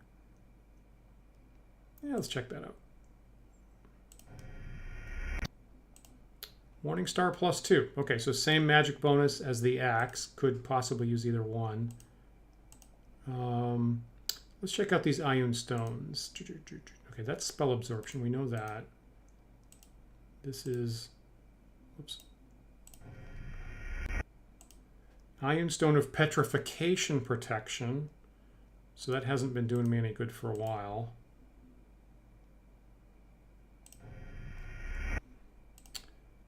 Iron Stone of Air. Okay, so actually, so I think that this thing right here was, I actually didn't need my water breathing spell, right? So just this Iron Stone here was providing me air on the underwater level, which is why I think when I went on the underwater level, even to begin with, I was not losing hit points. All right. So it's probably not going to do me any good anymore. I don't know what this thing is, this pink Iron Stone, but I'm going to start using it. Spiritual Hammer's gone, so let's get that back. Ah, God, what an idiot. You've told me this before. It's so easy to make that mistake of not having a hand open for the Spiritual Hammer to show up.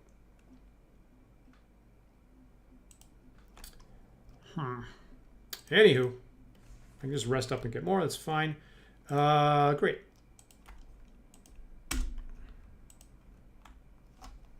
The Scrying Glasses are pretty key. So I think what they're doing is it's casting a greater Identify. Improved Identify is what they call it here.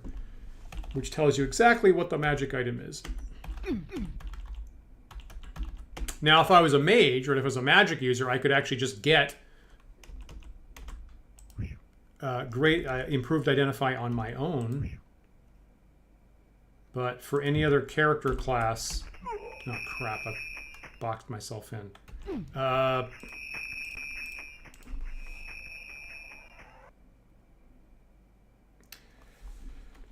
Okay, so not great tactics on my part.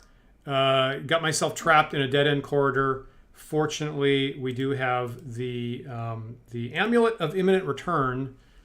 So I grabbed that at the last second and teleported myself back to level 9.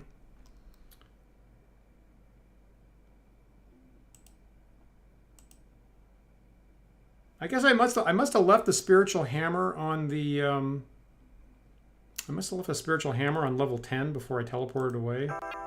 That's kind of interesting. Do I have another one? I better rest up here.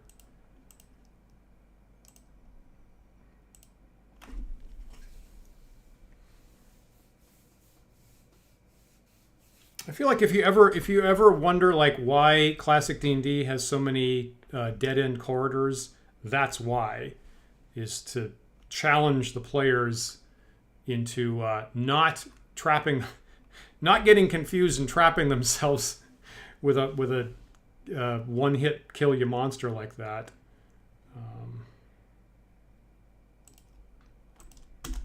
And I failed the test that time. Okay, so prayer, Spiritual Hammer, aid, and finally this Protection from Evil scroll.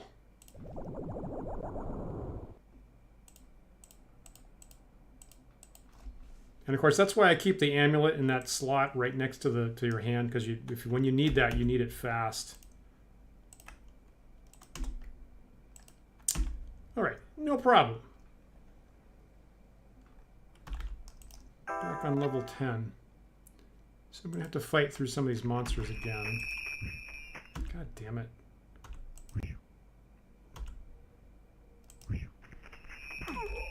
God damn it. Okay, so I was almost dead, right, from that one hit. Boy, that monster is miserable. You know, screw...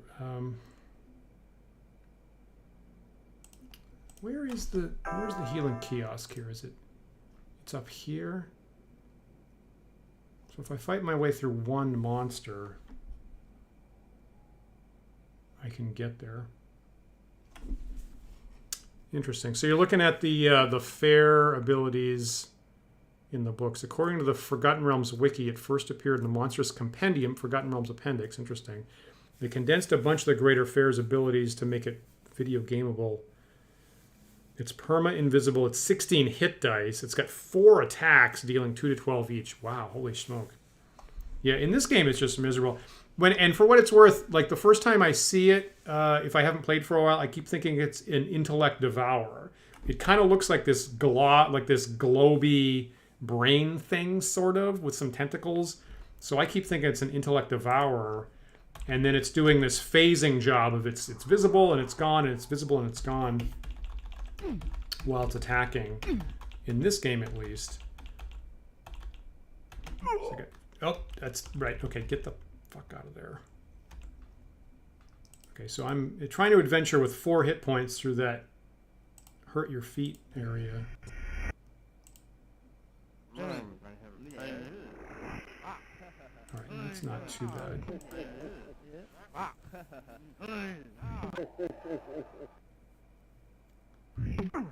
God damn it.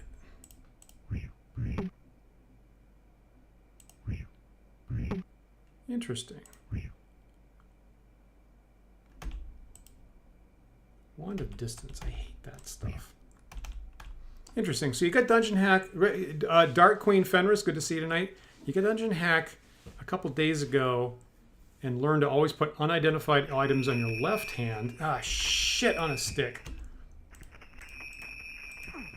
God damn it! God damn it! Weirdly, my cursor is stuck like this. Oh, ooh! God, those things are miserable.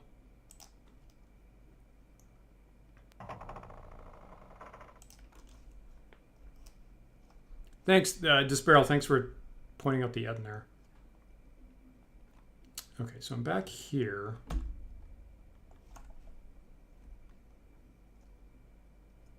And there's a Scaladart right there. And there's no way to dodge. God damn it. Those things are miserable.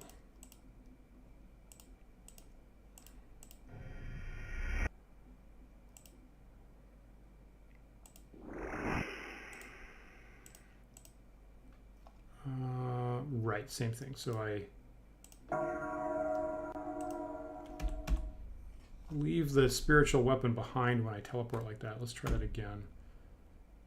Hopefully one hit will take this out. Jeez. God, those things are miserable. Holy smoke.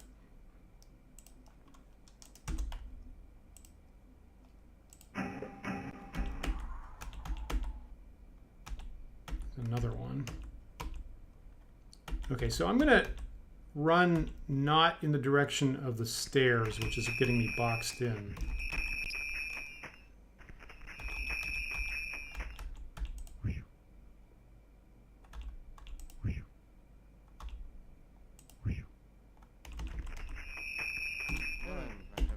Okay, successfully dodged that.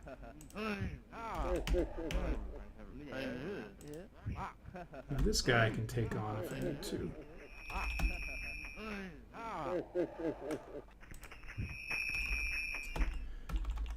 Whew.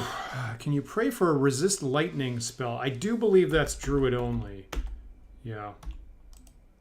It's food. Who's that? Magical dragon skin armor. Still probably not as good as the Lost Armor of Midnight. Maybe, I don't know. Okay, let me just save this. Now I'm back on track.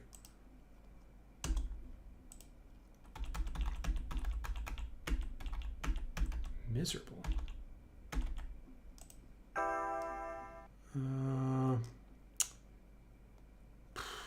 Okay, let me kill this monster here before it creeps up behind me. Okay, that's an Edna.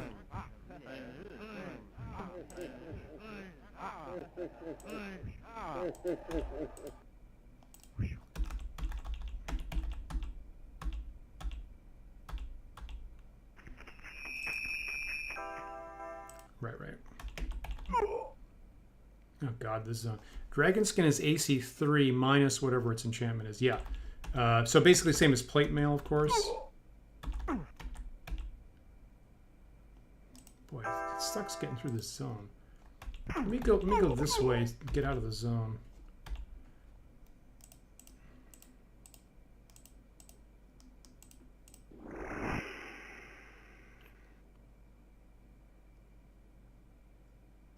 Am I close to the... I am close to the healing kiosk. Well, at this point, I might as well just cure light.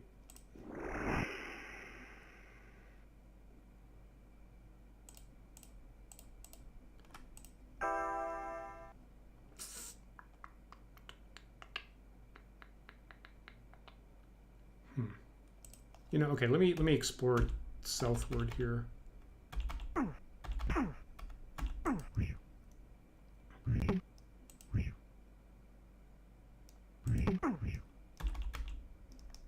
God damn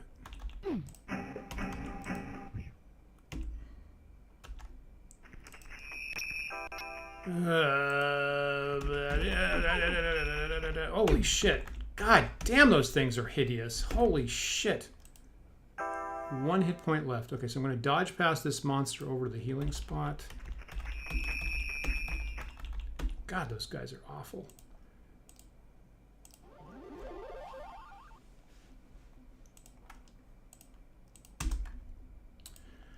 All right, how about we try some wands? How about... What sounds best against a metal...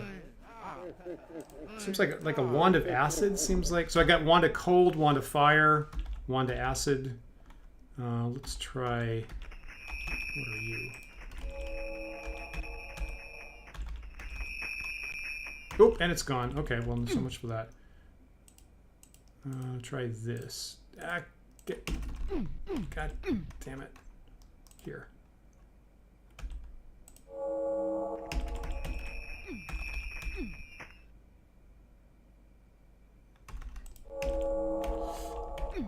That is not working super well.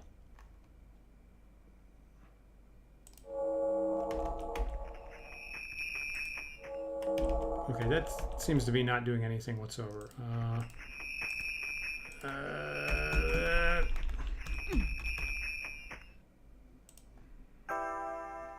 Okay, and I just got my pin. I got myself pinned in between two monsters. Wonder fireballs? How about that? That's not what a fireballs you are. That's magic missiles. That's not what I wanted.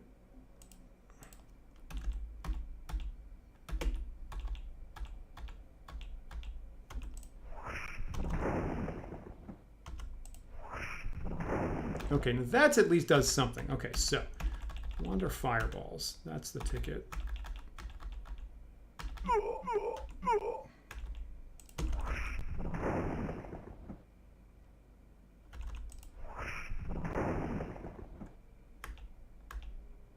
Okay, so it seems like it takes 2 fireballs to take it out. It gets stabbed on the foot again. All right, well, that's interesting. So let's keep that handy and think about wand of acid would work, but it also works on other things, right? I agree with that. This is why I'm kind of hoarding my wands, but I'm getting frustrated enough with the Scaladar that I'm like, I just want to, at this point now, I just want to get rid of them.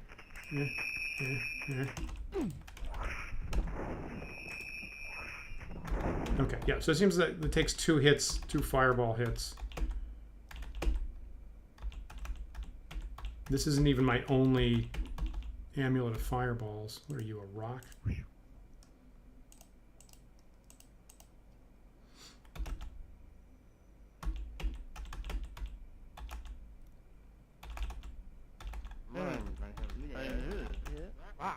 Okay, there's an Etten. I don't want to waste the fireballs on the Etten because then I can take out myself. Ah, jeez, come on.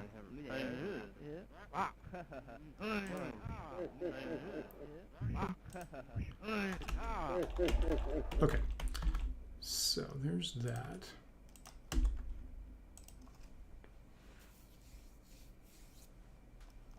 Got it. Got it. Got it. Got it. Good advice. Good advice. Thank you for that.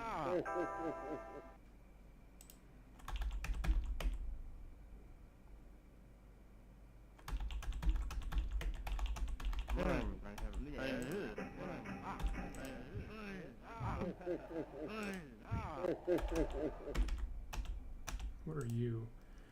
A potion of speed. Interesting.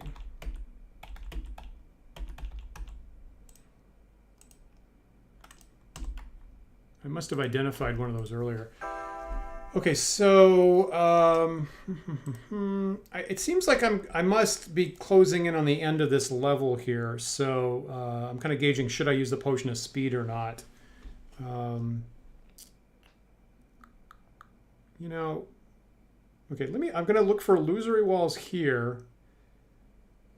And then I'll check out this room here. And then at that point, I'll have no choice but to check out this area up here. Try that.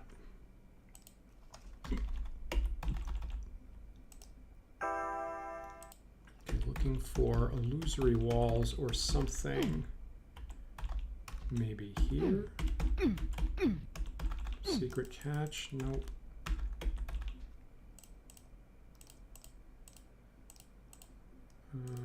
Give me my prayer and my aid back.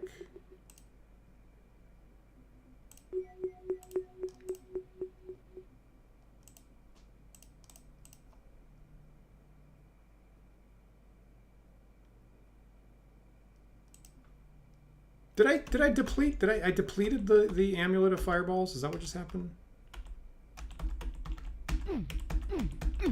Seems like I must have, eh? Okay, so no secret doors that I can find there. Ah, God. Back to this nonsense. You know, the bad thing is that loop there, right? So these magical zones tend to be like a, I don't know, like a 5x5 area. And it seems like this loop is totally contained in the magic damaging zone. So that's miserable.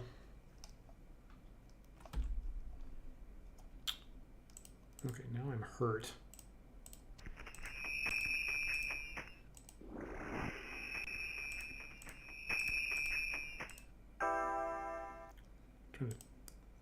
So I'm obviously, I'm hearing a Scaladar. I'm trying to figure out where it is. Probably right there.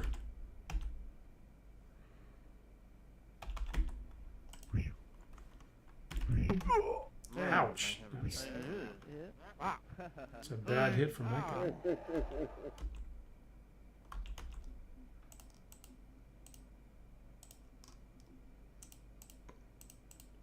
Okay, so I'm out of healing at the moment.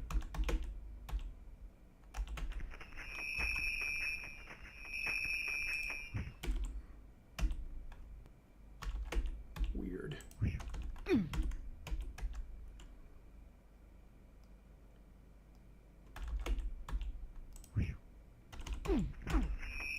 Jesus Christ.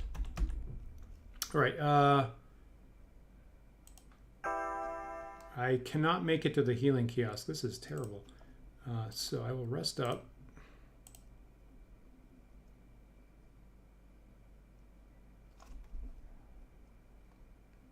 I think on a normal game, I really should have been higher level. And at this point, I really ought to have, you know, a heal spell, maybe two. You know, actually, because I did level up, didn't I? Maybe I do have one now. I do not. Okay, but I ought to have 2 Cure Serious.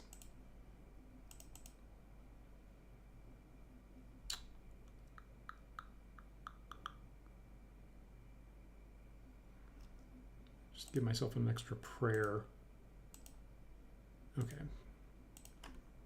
I think I was not using all my spell slots. Now I am.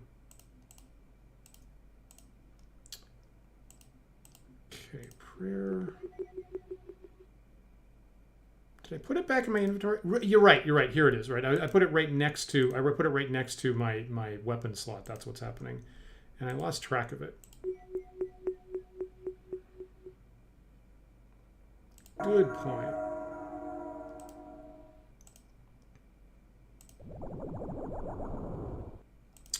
All right, back in action. Let's try this.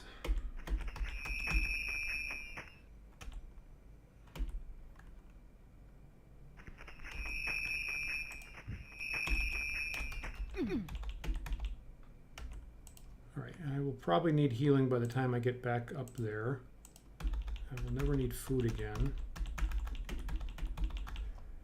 All right. Okay, not too bad.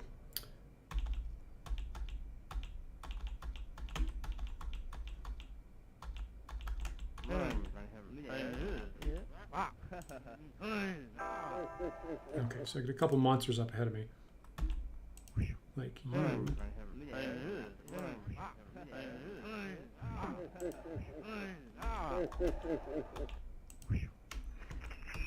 Dodge. Jeez, I did not dodge that.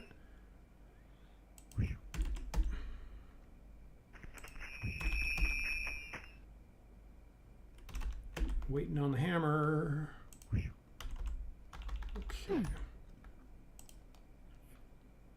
Oh, and I'm not carrying my shield either.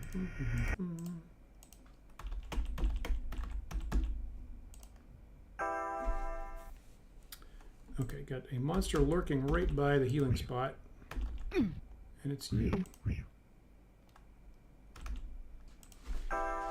Alright. Jeez, there's so many monsters are in here. And there's one here that just showed up. So I will say, like, having, you know, played a couple different classes in the last week, I really feel in this game that the cleric is probably the best option. Seems really specialized for this particular game. And, you know, it's funny because when I get into a new D&D game, my instinct is to play a straight fighter first. Oop, I just accidentally found an illusory wall there. And I really suspect that a straight fighter in this game is almost impossible to win with. Because your only resources are just your hit points. And the only way you can get your hit points back as a fighter is just to rest, and it's going to take like 60, 70, 80, 90 hours, and your food bar is going to zip all the way down. And I really wonder if anybody has beat this game with a straight fighter, because I don't seem to be able to do it. But as a cleric, it seems like every single constraint in the game goes away for the cleric. The hit point issue is gone because you can heal yourself. The food issue is gone because you can create food and water. Any kind of disability like paralysis or poison, you have spells to remove that at the right level. Tiger, that's going to be a puzzle lock thing. At a higher level, you get true seeing. I feel like something, and then the other thing is for this kind of stuff where monsters that are going to poison you or something that you want to stay out of contact, you've got spiritual weapon, and that's the only sticky missile weapon in the whole game, I think. And you will have it as soon as you start, because you'll start at like 3rd level or more. So you have that as soon as you start. And man, a fighter in this game, you are just desperate to find missile weapons. And like you see, you'll probably get 2 arrows for a bow and maybe like 2 rocks for a sling. And you cannot avoid melee combat as a fighter, as far as I can tell. So cleric's legitimate, very strong choice. I think a mage is even doable in this game if you play him right. But fighter, I could not make work. Ring of Sustenance is important for a fighter, yep.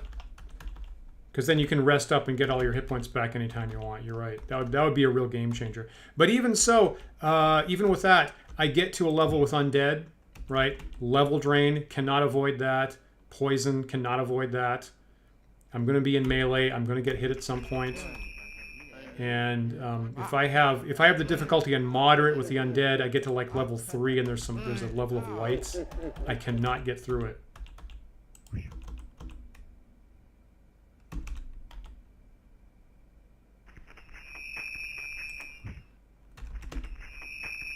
Even if you get level drained as a cleric, at some point you're going to get the restoration spell, and you can even get your level drains back.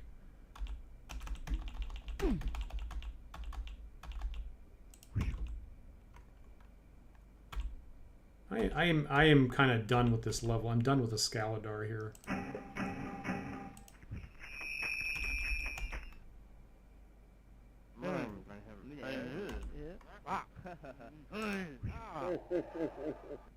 Scaladar behind him.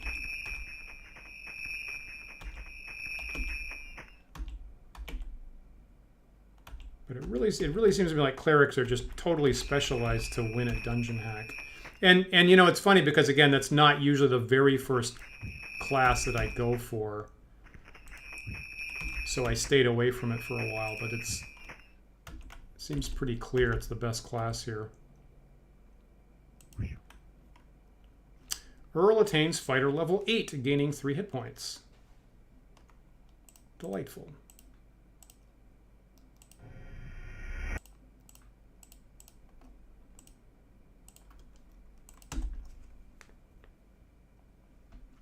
Yeah, can you? Yeah, good question, Dark Queen Fenners. Can you even beat undead without a paladin or cleric? I haven't been. You know, as a wizard, you can just blast them.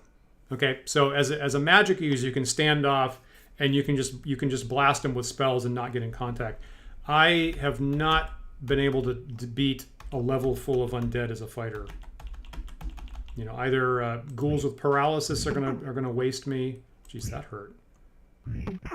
That hurt very much. Or the level drain is going to bust me up as a fighter. Okay, I actually am pretty close to the healing zone, right? Geez, I'm going to have to go through another monster. The monsters are just coming out of the woodwork all of a sudden.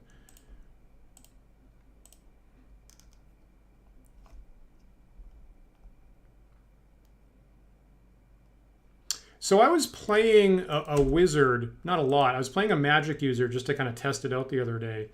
And I think that the lesson I had to take away is that, again, kind of on the food issue, is that getting your spells back happens really fast on the rest, like might take like 6-10 hours, something like that. Getting your hit points back, that takes friggin' forever. So you really want to lean into really using your spells a lot and not ever having to recover hit points from resting, because that'll just be the end of you.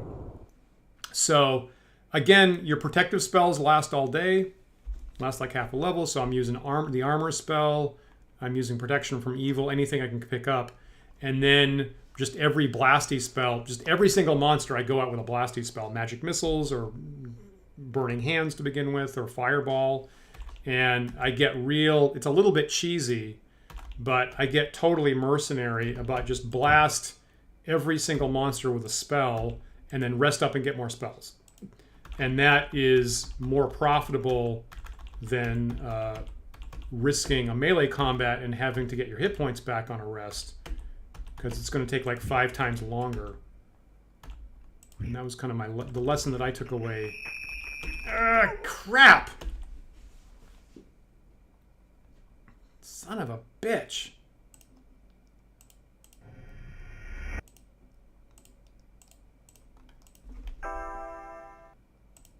Those electrical blasts are murder. Just murder.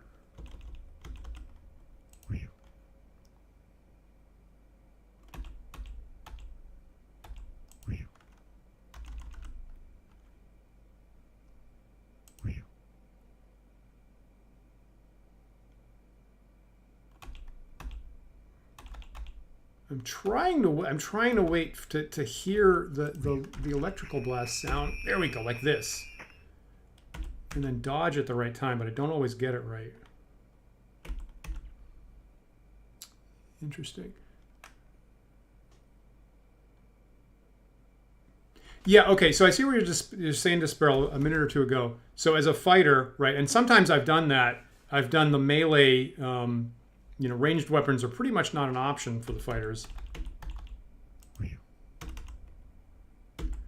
So you can run up, you can take a whack, run away. Of course, this game does have some kind of dodge. This game does have some kind of, you know, retreating attack. Even if you run away, I think, as you know, there's this zone, there's this couple seconds where the monster can still hit you even after you're out of contact. Right, we know that. So even that runaway cheeseball tactic, even that's not a sure bet with the fighters. So I've totally done that. I've run up, hit, run away, and like 2 seconds later it says, "Oh, you've been hit by a poison or whatever." Yeah, maybe step around a corner like I'm doing. Yeah. I find that I do that sometimes. I was telling myself I was going to try not to do it on the stream because it's a little bit cheesy, but I was going to do it if I had to. But even that runaway strategy, damn it, I find only avoids the hit about half the time in my experience.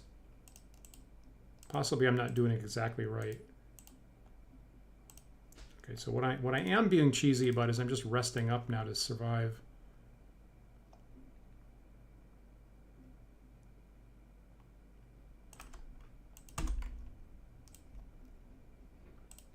This level's kind of a pain in the ass.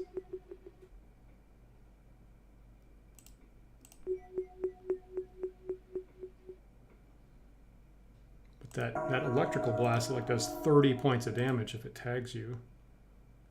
Yuck.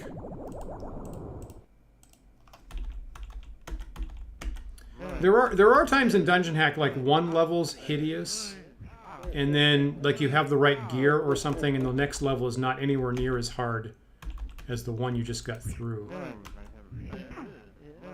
Actually, you see that? See, I actually just stepped away from that Etten, and he still hit me a second later. Kind of example. Ouch, that hurt. Ouch.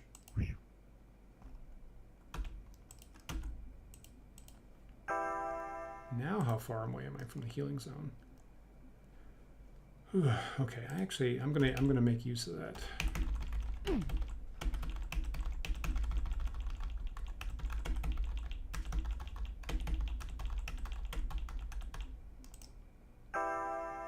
Okay, I gotta go through this guy here.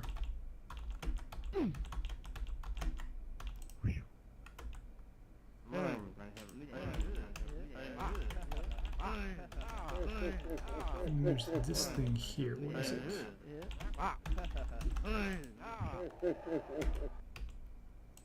Oh, don't. Okay.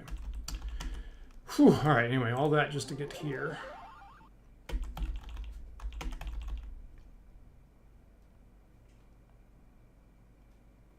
Right, I agree with that, Dark Queen Fenris.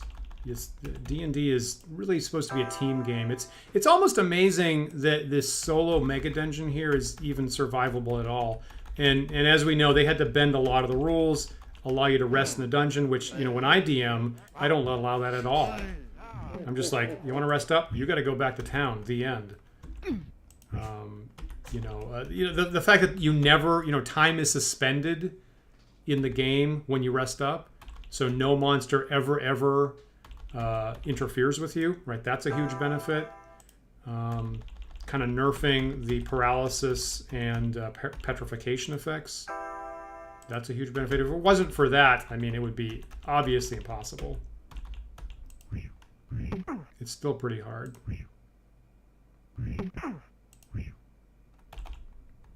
It takes a village, it takes a bunch of henchmen, preferably.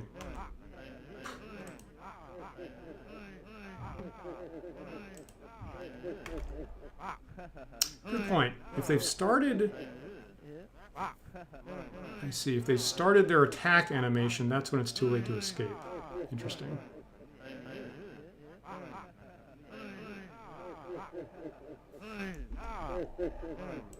So I guess maybe maybe I could improve my game by specifically waiting until they're out of the attack animation. Man, there's a lot of evidence.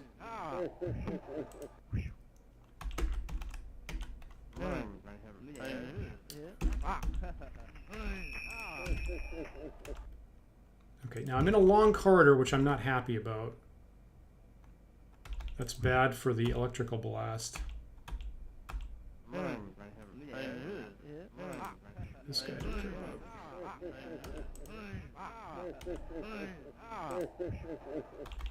So with the Scalander, I'm much happier with like a 20 feet turn, 20 feet turn, 20 feet turn. That's the optimal situation for me. So I can hit, back up, hit, back up. If I'm in a long corridor, right, the electrical blast is going to chase me down the corridor.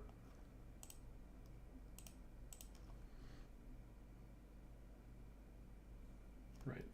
A lot of information about the Ogre Slug.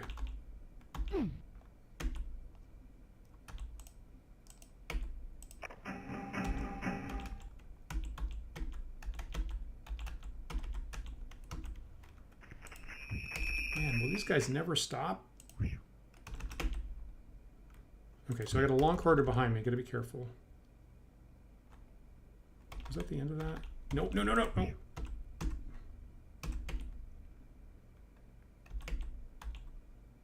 Was that the end of that? Yes. Man, this level goes on forever.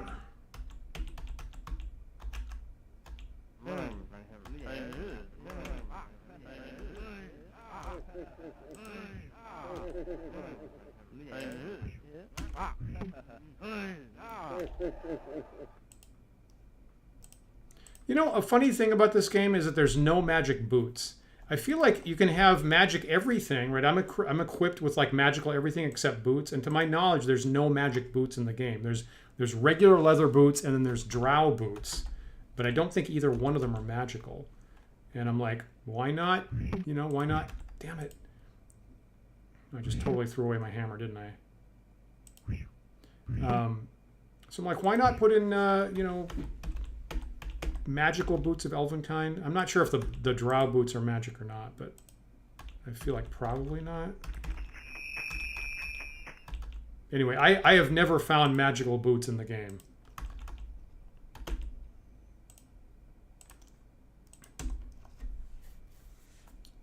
Interesting. Okay, good advice on the clock swing timing for the runaway strategy. Yeah, okay, so clearly the exit's going to be over here. I've searched this entire level, which I usually manage to avoid.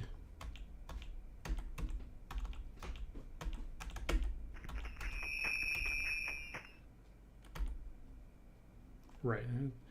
A tiger without an eye? Probably that's what the tiger eye gem is for, eh?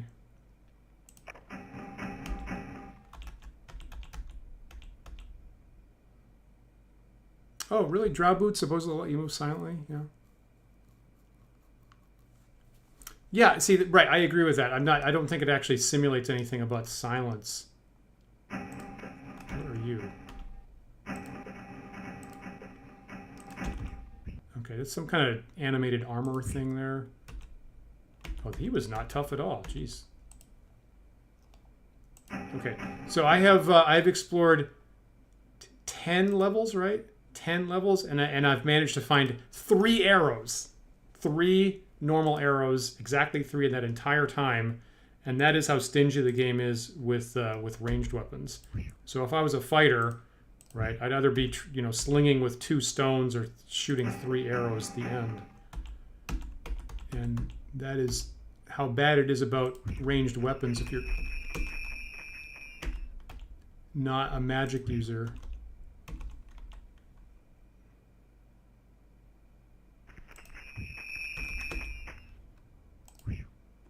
Yeah, it's funny that that animated armor must have been the boss monster, right? And my God, these Scaladar that I've fought a ton of are so much tougher.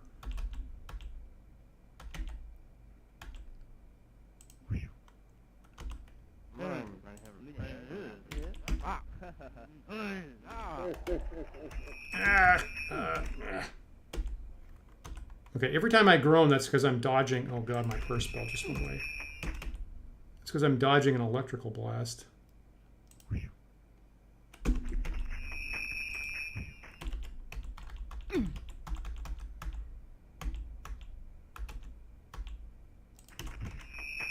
Ugh, got it. Whew. You know, there are some monsters. I'm trying to think what it is. There are some monsters that like have exactly one shot with their ranged weapon. So when I started fighting the Scaladar, I kind of thought that was the situation. What am I thinking of? There's something that has like one shot fire breath, like a Death Knight, I think. A Death Knight tends to shoot one single fireball, and it can just kill you with one blast. Like I actually had I don't know, like a 10th level cleric that in just one shot got eliminated by the Death Knight fireball. But I think they only shoot one of them.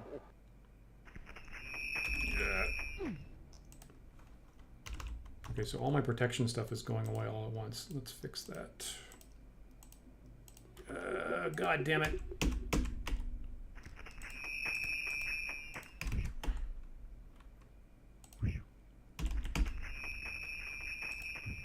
But the Scaladar keeps shooting again and again and again, and that is not very much fun. Good gravy. What did I just cast prayer, probably?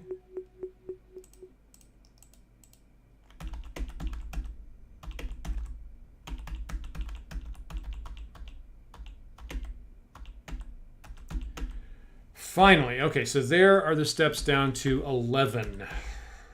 Let me drop off some stuff. Do I have any keys? Not seeing any keys there.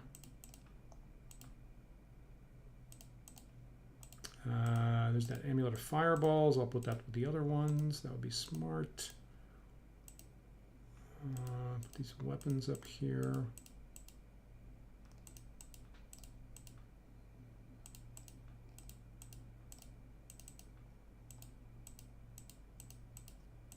Okay, so there is level 10. I had to go through every single space before I found the stairs down. So that was kind of a grind. That was kind of a grind. The Scaladars are awful. Right. Maybe that boss monster was a helmed horror. Good point. Not totally familiar with which one that was. It was another game I was fighting a bunch of Death Knights, which aren't actually. I feel like in this game, actually, other than that fireball that they throw at you once, aren't that bad, all things considered. I feel like in first edition, a Death Knight was like super bad, and they're not that bad here. So I got 2 more levels to go in this game. I'm going to wrap it up for tonight. It is about 1:30 a.m. here, New York time. So thank you guys so much for hanging out, helping me enormously with the advice. So thanks for that. So I'm going to come back next week, and we'll try and see if we can't finish off level 11 and 12. They tend to be pretty bad. Like I say, maybe we're going to see Greater Fair on level 11. Pretty common. Might run into Medusa. Could run into a dragon. Wyverns are pretty likely, actually. So we'll see what we have to deal with on level 11 next time, and maybe we can finish off level 12. Other things on the channel. You may know we didn't have our normal Sunday show last week, so apologies for that. We actually, one of our friends had a wedding, and so most everybody that you see on the Wandering DMs channel, we were at a wedding, and we did not plan super well for the recovery time. So there was recovery time from the wedding involved for all of us. So apologies for that. We will be back next Sunday, 1 p.m. Eastern Time. We will have as a guest Mr. James Malazewski, who of course runs the Grognardia blog, one of our good friends of the channel actually, and we'll be talking about he runs an Empire of the Petal Throne campaign, and he just had his 7th year anniversary actually of his EPT campaign that he calls House of Worms. So we'll be talking about with James' experience running a long running campaign like that, which I have not run a campaign that long, so I'm kind of interested in how he's managed to keep that running, like some of the guys do. And probably the week after that, we'll have our discussion of Western role-playing games like Boot Hill or Deadlands or stuff like that. And it's kind of interesting because actually, after TSR made D&D, right, their next 2 games were Empire of the Petal Throne and Boot Hill. So we seem to be orbiting at the moment around like the very next games that came right after D&D originally. And maybe there's some cross-pollination between those games because they were being made at the same time, basically around 1974, 1975. So yeah, maybe we should have been off anyway for Mother's Day. Maybe I should have said that's why we were off. But we did actually have a wedding the night before, and there was travel involved is what happened, and we didn't quite plan for that properly.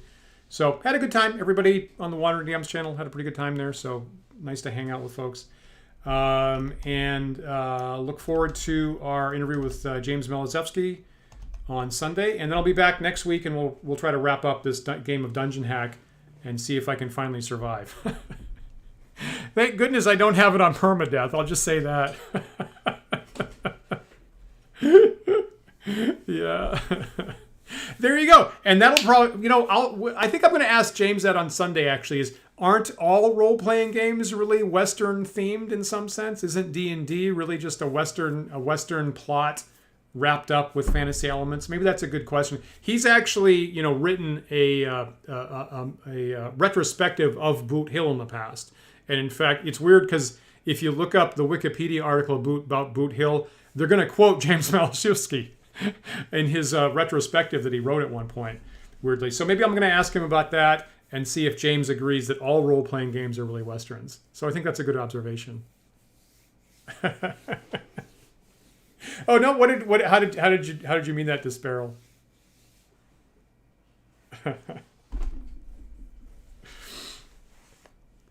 Oh, I see. Okay, good point. Yep. Okay, gotcha. Thank you for that. Right. So we'll probably ask James on the show what his thoughts are on that kind of stuff. So good point. All right. So thanks so much for hanging out. Going to wrap up here, and we'll come back and see more of Earl. If I haven't already saved this, see more of Earl next time, and hopefully Earl will be victorious and get the orb and take it back to the destination point. See what happens. Let's see where Earl's is on the high scoreboard at the moment. Okay, so he's making his way up. Hopefully we'll get there next time. Have a good night, everybody. See you next time.